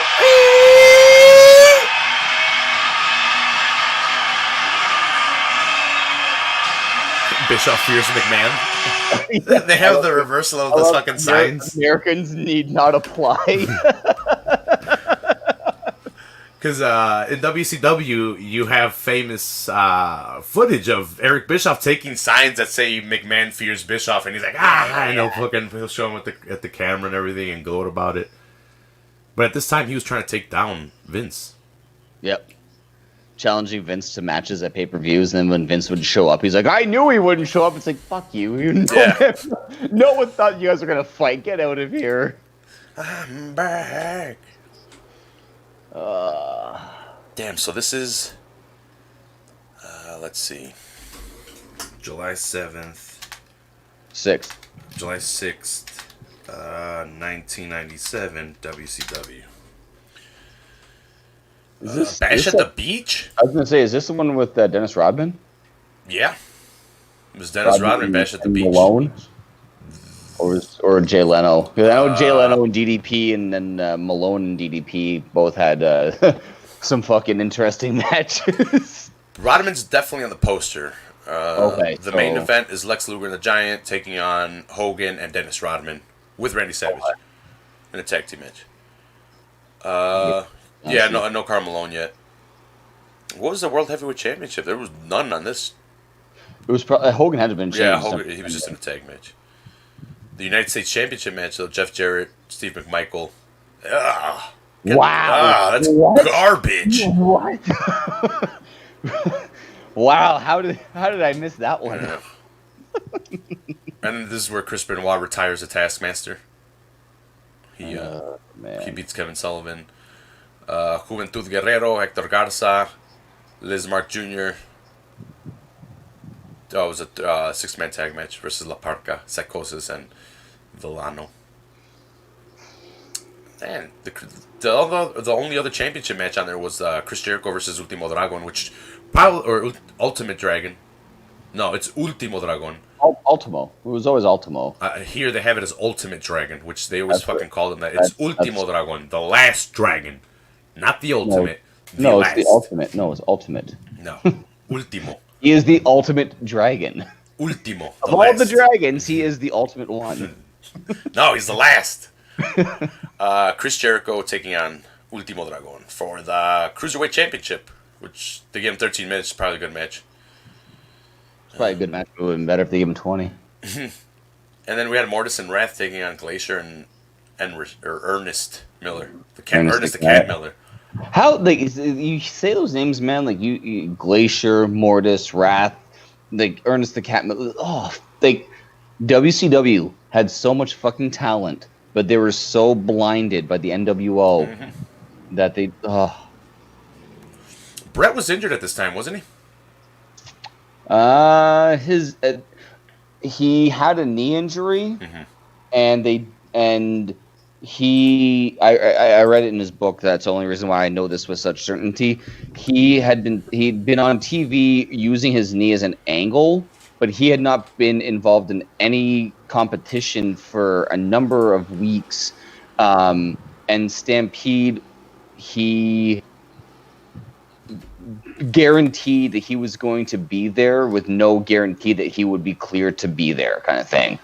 And he rehabbed his ass off to get to this because he did not want to miss this storyline in this match. Because of an injury. That's why the tag match played well for him too. They didn't have to spend so much time in there. Look at Austin stomping a mud hole into him. Vintage Austin talking shit to him. That's what's awesome. If you're a shit talker or heel, or I guess Austin was an anti-heel or anti-face or whatever. He was a tweener. But if you get to talk shit to your opponent, you get to call spots and they don't even know. Yeah. They say John Cena loves calling spots, but you can always hear him and shit like that. And they're like, "What are you calling spots for? The fucking people in the crowd or for your opponent?" It's like, don't say it so loud. Well, what was Austin told the story of one of his first matches, I think it was. I don't know if he was just hard of hearing or if he has a bad ear. And the other guy, and one of these guys, he was mumbling and Austin, it's kind of almost like the what. And the guy would say, "Okay, we're going to do this." And Austin said, "What?" And the guy said it again and said, "What?" And the guy's calling all the spots. And Austin says, I had said "what" so loudly that an audience member yelled out the move that was going to happen next. Well, dude, you know what I saw on Raw before, like the Raw that I was watching before this? I had no idea. Well, maybe I just didn't remember. Austin imitating Hulkamania with the Steve-a-mania thing. Yeah. You see a whole different side of Austin. Like, yeah. One of the best things that ever happened was the FedEx firing from Eric Bischoff, because Austin got to go to ECW, and all he did there was cut promos. He did nothing because he wasn't cleared to wrestle.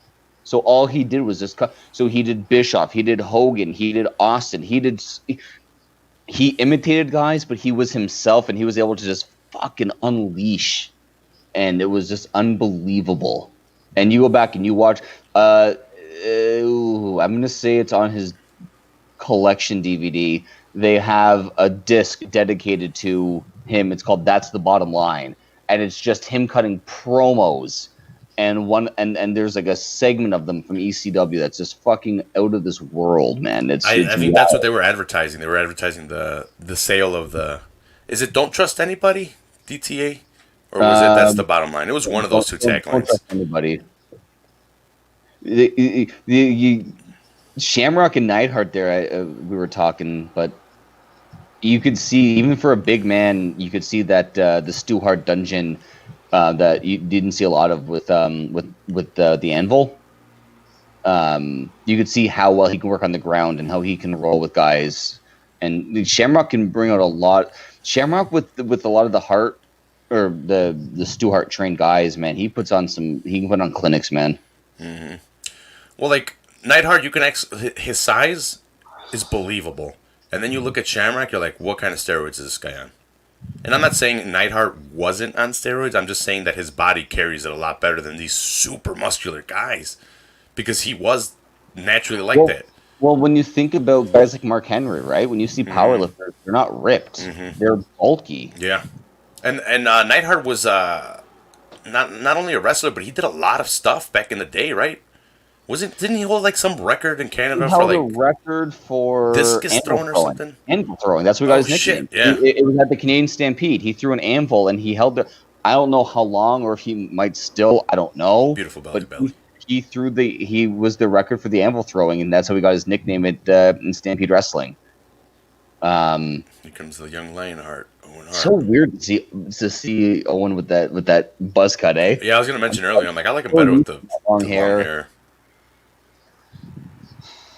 I'm not a nugget. Was it because they were calling him the Golden Nugget? And like, I'm not a nugget.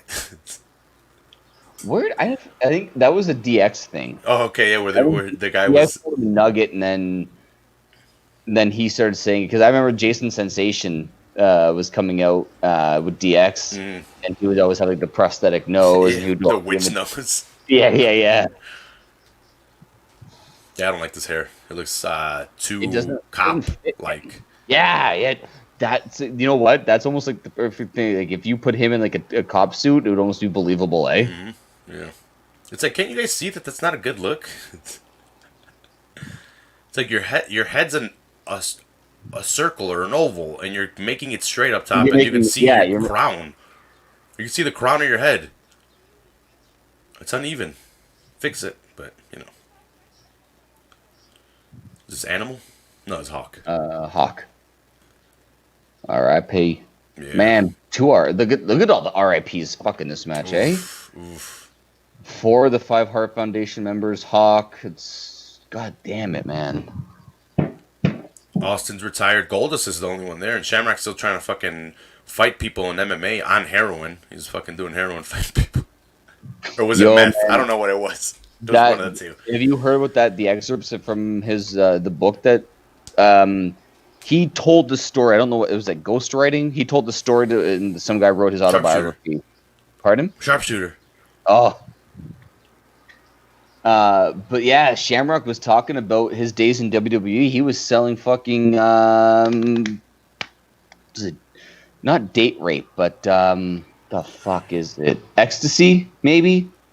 But he was selling pills to the rest. Yeah, he's selling pills to guys just so they on top of his regular. You know what it was? I forgot what wrestler used to mention it. No, Pritchard mentions it a lot. They used to do GHB a lot. That's okay. Yeah, is that date rape? Yeah, that's the date rape drug. Because if you take too much, I thought it wasn't, but yeah. And Shamrock was the fucking distributor, man. He talks about it in his new it's a biography, but he told his story to the guy that wrote it. I have no idea what it does, but apparently it would help these guys out, maybe as a pain reliever or something. And if you took too much, you would pass out. I forget. I think it was on Pritchard's show. They talked something, but it was.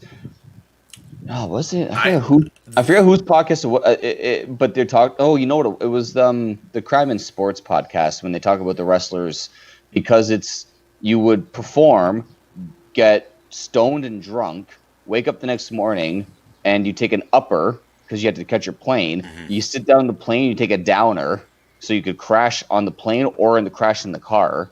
Then you get to the hotel. You take an upper so you can be awake in the hotel. Then you get drunk and stoned again. Then you go perform. What a fucking poor kid, poor liver. The liver's got a liver's like, what the fuck is going on here, dude?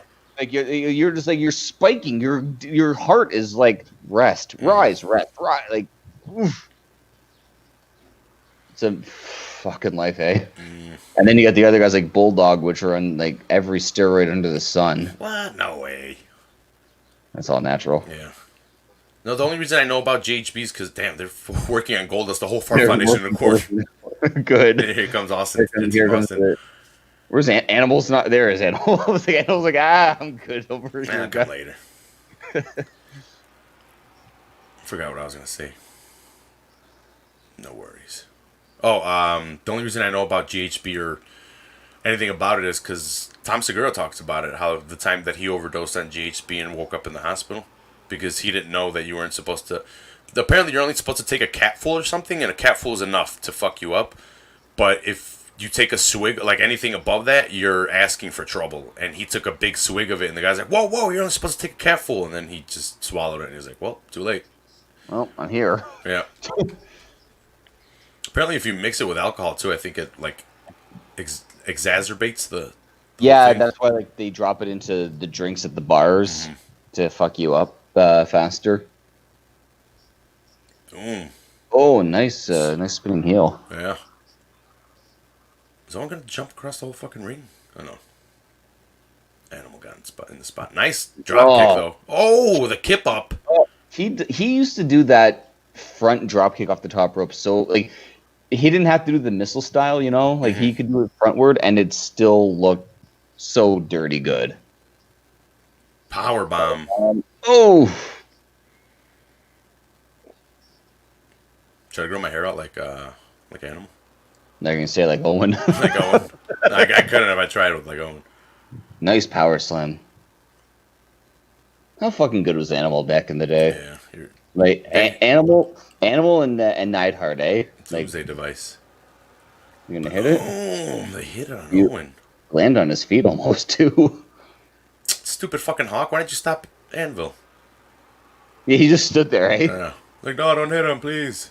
Shamrock stepped on Austin's head there. They get into the ring. Oh shit! Someone threw a beer at Austin. I think it was one of the Hart brothers. Austin should have caught it and drank it. And that's the bottom line. Oh no! Oh. Yeah, I think you're right. One of the actually, this is going to be a throwback to you. Boom.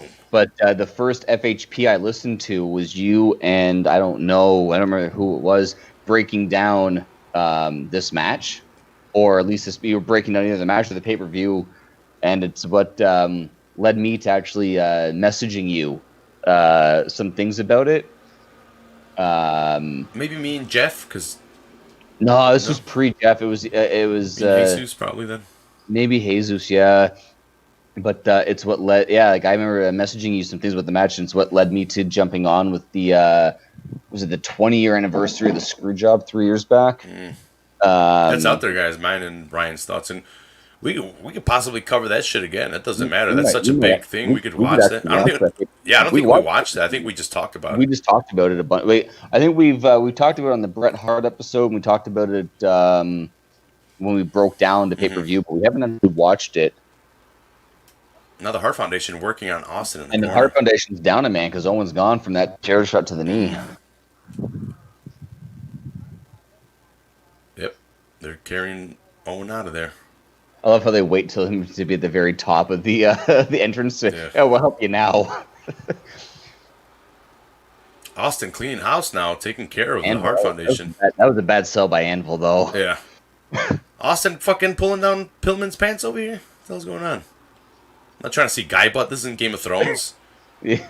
Oh, Austin just stands there holding it, though. Yeah. He's just... I thought he was going to go for the stunner. Oh, yeah, there we go. Number one stunner.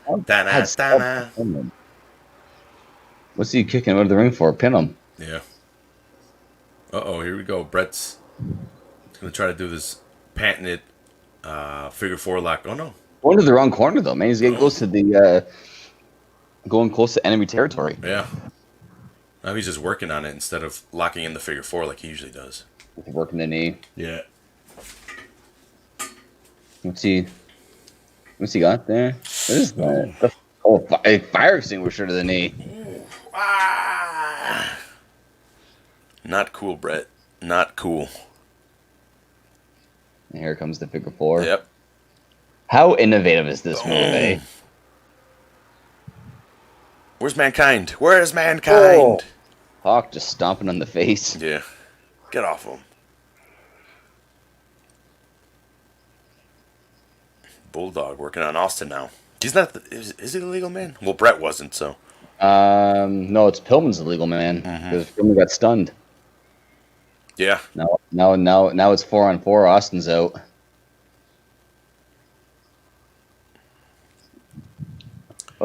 Animal just standing there. Hey, again, Animal, you good? He's like... What was he going for? Top rope. Oh, this is what he's going for. Ah! That was pretty bad. There's some bad sells here, man. Yeah. Bulldog. I'm surprised with the level of talent in the ring. Yeah. Yeah, Bulldog hit Hawk's leg to try to knock him off the top rope, and he did, but there was a delay. He pulled his leg and then he jumped forward instead of falling backwards. Yeah, a little bit of a delay there. Double team on Hawk here. Yeah, damn, they are taking Austin out of here. But he's trying to leave on his own fruition. Hawk trying to roll away, literally. Yeah. Animal coming in. Here we go, Animal and Neidhart. This is what I just said, man. Two big, bulky guys. Like, that's the thing. Look at Animal, right? Like, he's big, but he's not ripped. He's not the Shamrock six-pack, the John Cena look, the Triple H look. Like, he's looks like someone who just lifts things. Yeah. And they're playing a test of strength here. Anvil and Animal. Looks like Animal's winning. For now. When's the cheap shot coming? And Anvil has him right where he wants him. Hit him in the groin. It's like that great gif of Ultimate Warrior and Hogan. You know exactly where it looks like Warrior's blowing him. Yeah. And Hogan's like, oh! Yeah. It's hilarious. Oh, man. All this vintage Heart Foundation there. Yep. You kind of forget at this point, just because Brett's been on his own for so long, that Brett and Anvil had a thing. Yeah. I was barely remembering right now when I saw him go to the top rope, and I'm like, oh, wait, this is vintage Heart Foundation. I mean, outside of, like, Shawn Michaels, is there, like, another guy that broke out of a tag team as well as Bret Hart did? Like, Bret and Shawn's got to be that's it. Like, there are guys that stand out in every tag team and stuff, but there's those two. I don't know anyone else I can really think of off the top of my head that left the tag team and soared so high. Yeah, I don't know. The Rockers got split up, and you get HBK, and the Heart Foundation splits up, and you get Bret Hart. Classic headbutt to the groin by Bret. And it's funny that the ones that got left behind kind of were on, like, had drug problems. Marty Jannetty, Anvil. Yeah. Maybe that's what kept them from getting even higher in the business, but no pun intended. Yeah, like Anvil just kept on getting brought back because of Stu. Yeah. And Vince just saying, okay. And Jannetty came back like 9 times, didn't he? I don't know what Jannetty did to keep getting called back, but he just kept getting called back. Yeah. I don't know either, but they loved him. They loved him some Jannetty. I guess I do too, since I have a Marty Jannetty Hasbro figure. Yeah. Hey, he was the least beat up, man. His hair's pretty much intact. Yeah, because the kid that got that never wanted to play with it. Yeah. The eyebrows aren't even that beat up. The nose is good. When Bart gets the golfing video game. Yeah. Look at his accent's perfect too. Look that shit. Is it the masturbation? Yeah, I guess he's jerking off Sean to get back in the business. Yeah. Well, that's why Sean's fucking hand is all. Like, yeah. Sean's is like this. Hey, look. Yeah. See, it's like stop. Yeah. Stop! I'm about to come. Let's see. Ooh, yeah. high flying action. I have them in front of my Elite collection. I might have to, once I start getting more, I might have to start getting their own shelf. And more lights. Oh yeah, I haven't talked about that. You saw, I sent you the picture of the lights on the display. Fucking dope, man. $5 a pop a strip, and then I just bought like a couple connections to extend them. And to have them all connected to USB. So it looks sick. Herman's pants are falling off again here. Yeah. Someone get that guy a belt or better tights.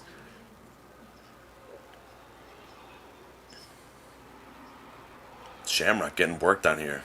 Did Bulldog just give him the fingers? Yeah. He's doing the Aussie. That's trademark infringement, but okay.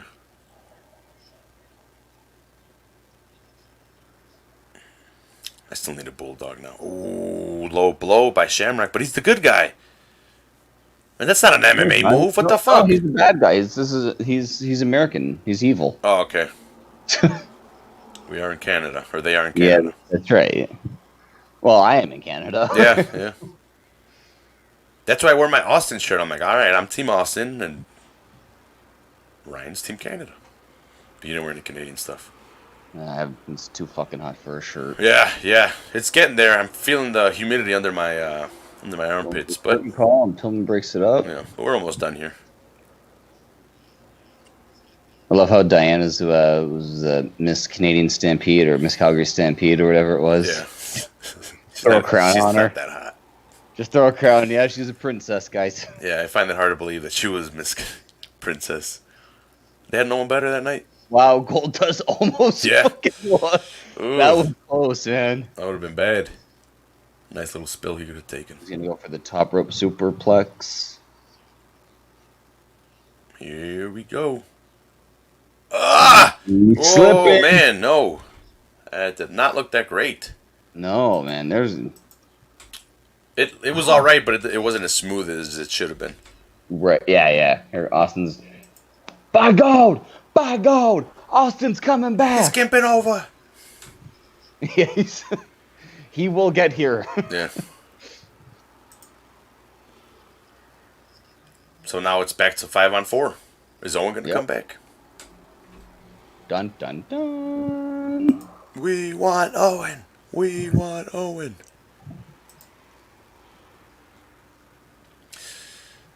Yeah, so I missed out on... I don't know if I mentioned I was trying to get Bob Backlund. Oh, no, you didn't. Last week I saw Bob Backlund at the disc replay. Yeah, Mattel? The Elite. The Mattel. He came with the belt and the robe. Yeah. And he was nice. He was $21.99, and I left him, and I came back this week, and he was gone, so that's why I picked up the 3 Hasbros. They had Gerald Briscoe, but he was like $40. I'm like, I'm not trying to pay $40 for him. Gerald Briscoe got a figure? Good for him. First in the line, yeah. Not too long ago. They made... I think he's got the face shield. Oh. Like the riot shield face mask that he wore one time. Did you see there was a fucking hilarious meme? It said DX was ahead of their time, and it was Sean and Hunter, because the thing was, whenever Commissioner Slaughter would yell at them, they'd always like, you're spitting all over our face. So they came out with the face mask with the windshield wipers on them, and they're like, I don't remember that. Yeah, this was back like later in '97. When DX was really starting to come into their own, and Slaughter would always be yelling at them, so they would always be like, stop spitting. So the one time Slaughter's yelling at them, so they said, stop, and they put these face shields on, and they had little windshield wipers that would move. And so the meme was like, DX was 20 years ahead of their time. I wouldn't mind getting some DX face masks. Yeah. So how's the restaurant thing going over there? Because I totally just brushed over the fact that COVID's happening and you got your job at a restaurant back. We're curbside and patio, but we might be able to get 50% capacity in the restaurant in the next weeks, depending on how things are allowed to open. It's not looking good here. Kitchen's no face mask, no gloves. I mean, you can if you feel the need to, but it's not necessary. We get temped upon walking in. If you test high, you have to go get checked out. If you test normal, you just stay and work. And but if you go into the restaurant to use the restrooms or to do anything like that, you got to put a mask on. Yeah, one of my buddies, I'll leave names out. He went back to work, and he manages, so he had to actually send someone back because they had cold symptoms, and they're doing temperature checks and doing all. We've been doing it for months, so I told him, like, you need help, let me know. I'm an expert at this shit already. Windsor's a hotbed, man, for COVID. Windsor is one of the worst regions. You're a hotbed. They're fucking. They're banning Americans from everywhere. Europe's like, fuck you guys, don't come near us. Well, the problem is that not to be racist, You hate our freedom, or sound bad, but Windsor and Essex is a hotbed for COVID because of Mexicans. Oh shit! Because we have so many Mexicans that come up to work on the farms, but they come through Texas, through Arizona, and they sneak in, and they work. I think Canada lets them in, no? But they work in no. They sneak in over the border in America, and then they come into Canada, which is legal, isn't it? They work in close quarters. There's the 1, 2, 3. Damn, Owen getting the 3 count on. But yeah, so then all like Windsor is getting spikes because all of Windsor's big COVID tests are migrant workers. Okay. So that's our biggest issue is Mexicans that are coming to work in Canada. Damn which Mexicans. Which is weird, man. It's sorry. It's the damn Latinxes. Latinxes. What is that? I've started seeing that pop up like Latinx. So the Mexican language is masculine, feminine, Latino, Latina, and almost anything could be like certain words have to be said a certain way. Like it has different female and male, like carro, and shit like that. Like a lot of words end in O for male, and a lot of them end with the female pronunciation. And so this is how I have seen it, and this is how I've seen it manifest. Once they started having the they, them, theirs, or zems, zems, or all that fucking nonsense. Zordon, whatever the fuck they want to be called.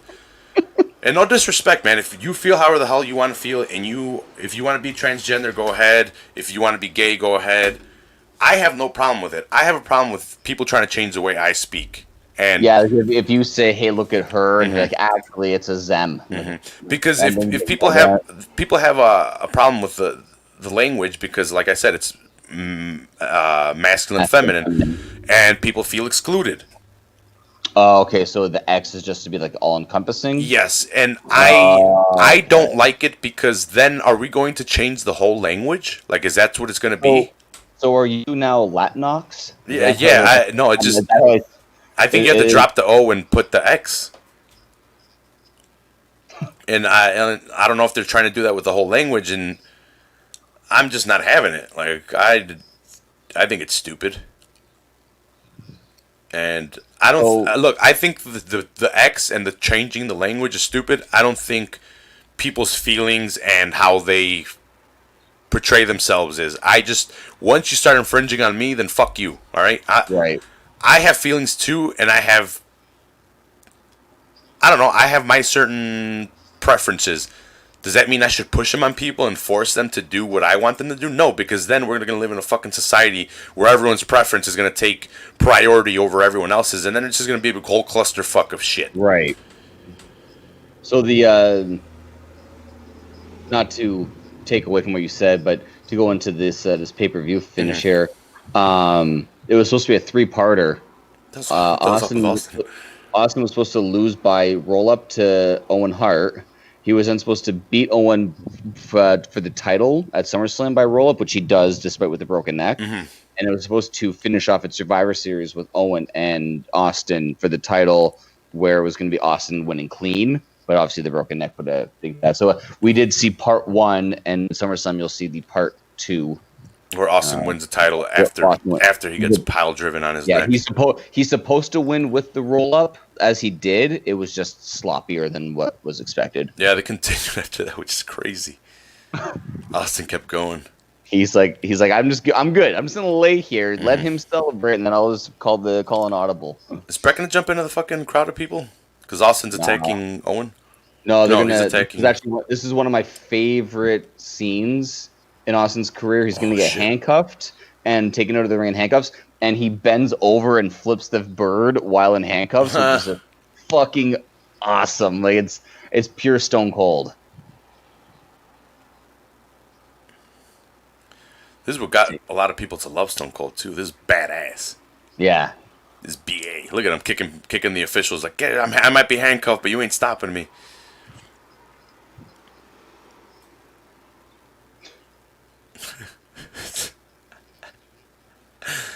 They got Austin down. Look at him rolling out of the ring.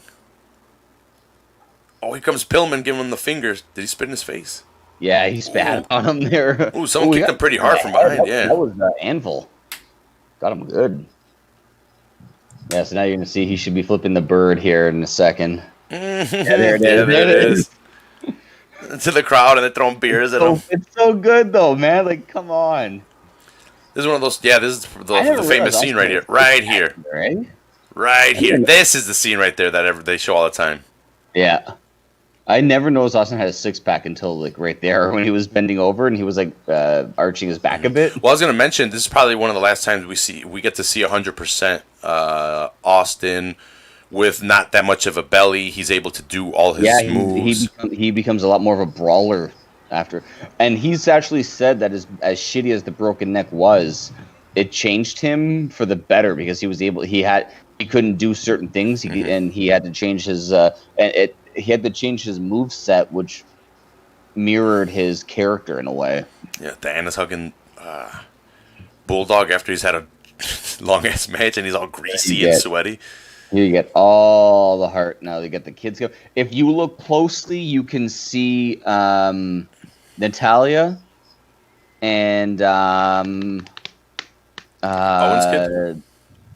Owen's kids are there, but Natalia and not Tyson Kid, Davey Boy Jr. Okay, do you see Davey Boy Jr. there? But Natalia's going to be in this ring as a wee lass. Mm-hmm. Well, you have in WCW you have Charlotte or Ashley. She's in one of the Ric Flair segments. Ashley, I love seeing Charlotte at the WrestleMania when Shawn Michaels retires Flair, and you see her and how I'm like, her nose is different. Yeah. Her chest is smaller. Mm-hmm. I wonder what happened. Oh yeah, she became a superstar. Yeah, money. Recently, she had her tits done. Then she went into surgery and came back because I think one of them popped. Oh, is that? Yeah. Those are his kids, right? Oh man. There's Oj. And there's Martha. Is that Natalia over there in the white shirt? She was on the right. Oh my God! Look at Helen. Helen. Is that her on the right? Natalia. One of them has to be. I think Natalia might be the one in the overalls. Yeah, like behind the girl. Mm-hmm. Not the one that just hugged. No, the one that's behind the one that just hugged. Okay. Where are all these coming in too? These are all Hart family. They were all front row. God damn. So they brought all the brothers. They brought all the kids. They brought everyone. Look at that shit. Like goddamn celebration up in here. Know what I'm saying? It isn't Canada. Get it while you can. Damn, look at all those people, man. All Harts. And imagine being at one of those fucking family reunions. Mm. At this point in time, if you're front row, you just fucking sneak in there. Yeah. Who are you? I'm Owen's nephew's sister's brother. Martha and Oj leaving. Oh my God, an Owen action figure. I want one. I want an elite. You notice how Martha was the first one to leave the ring too? Yeah, she's like, fuck this. She's like, all right, we did our thing. We're in. We're out. Peace. Yeah. And that's it. And that's that. There is Canadian Stampede in your house. So see, they have the 2 tag belts here. That's why I was super confused. I don't know if it's showing up on yours, but the graphic is Bulldog and Owen with the tag championships, and Bulldog also has a European. I didn't have that. It's weird. Yeah, it ends and it just shows the graphic, and it says in your house Canadian Stampede. So when we first clicked on it, I'm like, wait a minute. Austin was half of the tag team championships going into this. I'm like, and there wasn't a match in between this. You know what? We talked about it. I think now that I'm thinking back to that Raw before that me and you covered there, with the Undertaker's cane and whatever. We ended up talking about it. I think at this point in time, Austin and Shawn Michaels were champions. I think there was a tournament. But like the something had happened where I think Owen and Davey were tag champs, and then they were stripped, or there was something, but there was a number one contenders tournament to see who was going to take on. You know what it was? Sean walked away. And He lost a smile. It was around. It was right after one of the times. That's why Sean's the referee at SummerSlam next month, because he's not an in-ring competitor at this point in time. Mm-hmm. And I think that him and Austin were tag champs, and Austin I think ends up teaming with Do Love and wins the tag titles with Do Love over Owen and Davey. That's on a Raw around this era, and that's when Sean comes back and blah blah blah blah blah blah. Yeah. But it's a little fucky, but it was a weird era whenever Sean was a champion. Yeah, you didn't know if he was going to drop the belt the next week or continue on. Yeah, come back and say he's still the champion, and then have a champion versus champion. You know. So, but we digress. But I don't know why they have the 2 pay-per-views before this at In Your House, 15, A Cold Day in Hell. Legion of Doom, and it was a dark match. What? The Legion of Doom defeated Owen Hart and the British Bulldog. No, we covered that one. Bret Hart comes out and he attacks Animal with the chair and gets disqualified. Yeah. So that's where the Legion of Doom won the titles, but it was the illegal man. Yeah. We covered. Yeah, that's right. And they were the tag champs there. Because at King of the Ring, there is no tag championship match. It must have been on a Raw or something. Because Austin and Shawn Michaels at King of the Ring were tag champions, and Austin and Shawn fought for the title that night. Yes. So Austin and Shawn are tag champions at some point in time. That's why the Bulldog and Owen didn't have the titles here. And I just remember there was a tournament or the number one contender thing, and Owen and the Bulldog have the belts for some reason, but they lose to Austin and Dude Love. They end up dropping titles to them on a Raw. Yeah, because Austin and Dude Love are champions at one point too. Mm-hmm. Let's see. Well, I don't know. Exactly, it's but probably a lot. Yeah. Well, Ryan, I want to thank you for suggesting that we do this today. I was just planning on doing a bunch of chores, but I can do them now anyway. So.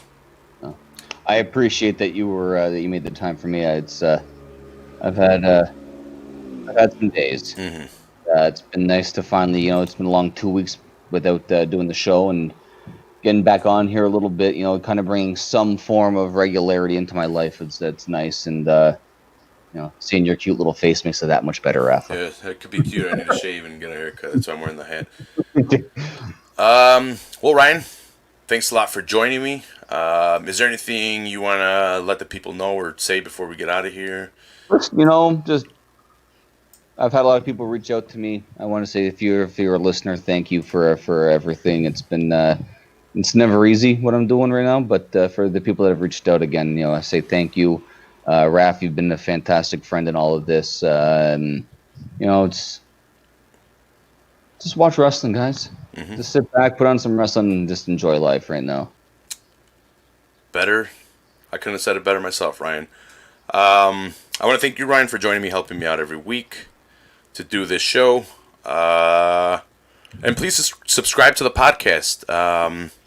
The Full Heel Network. It's kind of really become a Full Heel Network now. It is, yeah. It's grown amazingly. Yeah, I have the original Full Heel podcast, Wrestling, WWE, MMA next week, or this Saturday. Stay tuned for the big pay-per-view. I'm having Frankie and Toucan over to Fight Companion.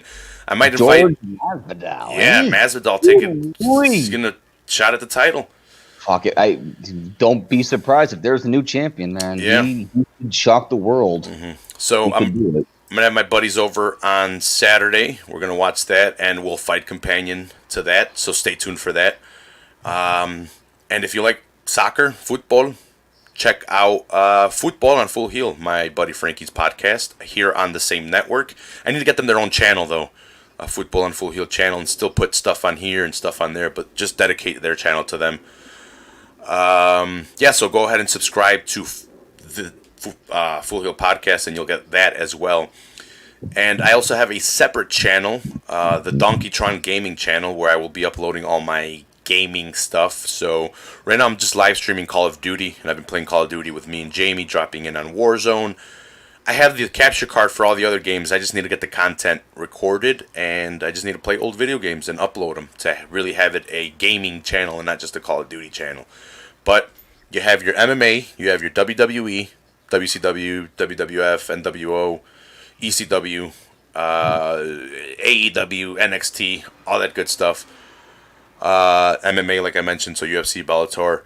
And then you have football, every league you can think of. Frankie covers it: Premier League, Champions League, La Liga, Liga MX, Serie A, Bundesliga. They do it all, and there's a lot of Messi slurping also. Yeah. Frankie will slurp it up all day for you. And yeah, no, they know what they're talking about. They're actually growing a little bit of an audience. People are tuning into that and subscribing to them. So that's awesome to see. I'm glad I can help out Frankie, build up his hobby, and he's helping me build up the channel by having content on it. So the more the merrier. I'm enjoying myself. Like I said, thanks a lot, Ryan, for helping me out today. We'll definitely set something up once we get our schedules.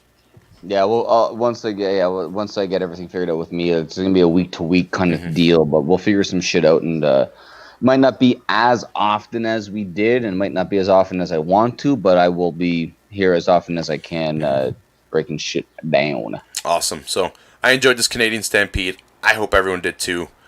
And yeah, just stay safe out there. COVID spiking. Swine flu came out in China a couple weeks ago, and now it seems like they're reporting the bubonic plague. What the fuck, China? And Get your shit together. And Florida's got a brain eating a mobile. Oh my god. Hey, pandemic part 2. Electric Boogaloo. Come on. It's going to be a party up in here. We're going to lose half the population of the world, and everything's going to be better. That's half of the possible listeners, goddammit. So stay safe, don't die, and me and Ryan will catch you guys next time whenever we get a chance to do it. If not, check me out and my buddies on Saturday, where we will be watching the UFC 251 pay-per-view. Not Gilbert Burns. Jorge Masvidal is going to try to take the title from Kamaru Usman. George Masvidal. Yeah, Jorge. It's George. A J. It's a J. So I hope he puts his BMF championship on the line. I don't think he will, but he hasn't lost it. He won it and he hasn't lost it. So it is literally BMF champion versus UFC heavyweight champion, middleweight champion, welterweight. Yeah, welterweight. We will see you guys next time on the Full Heel Podcast.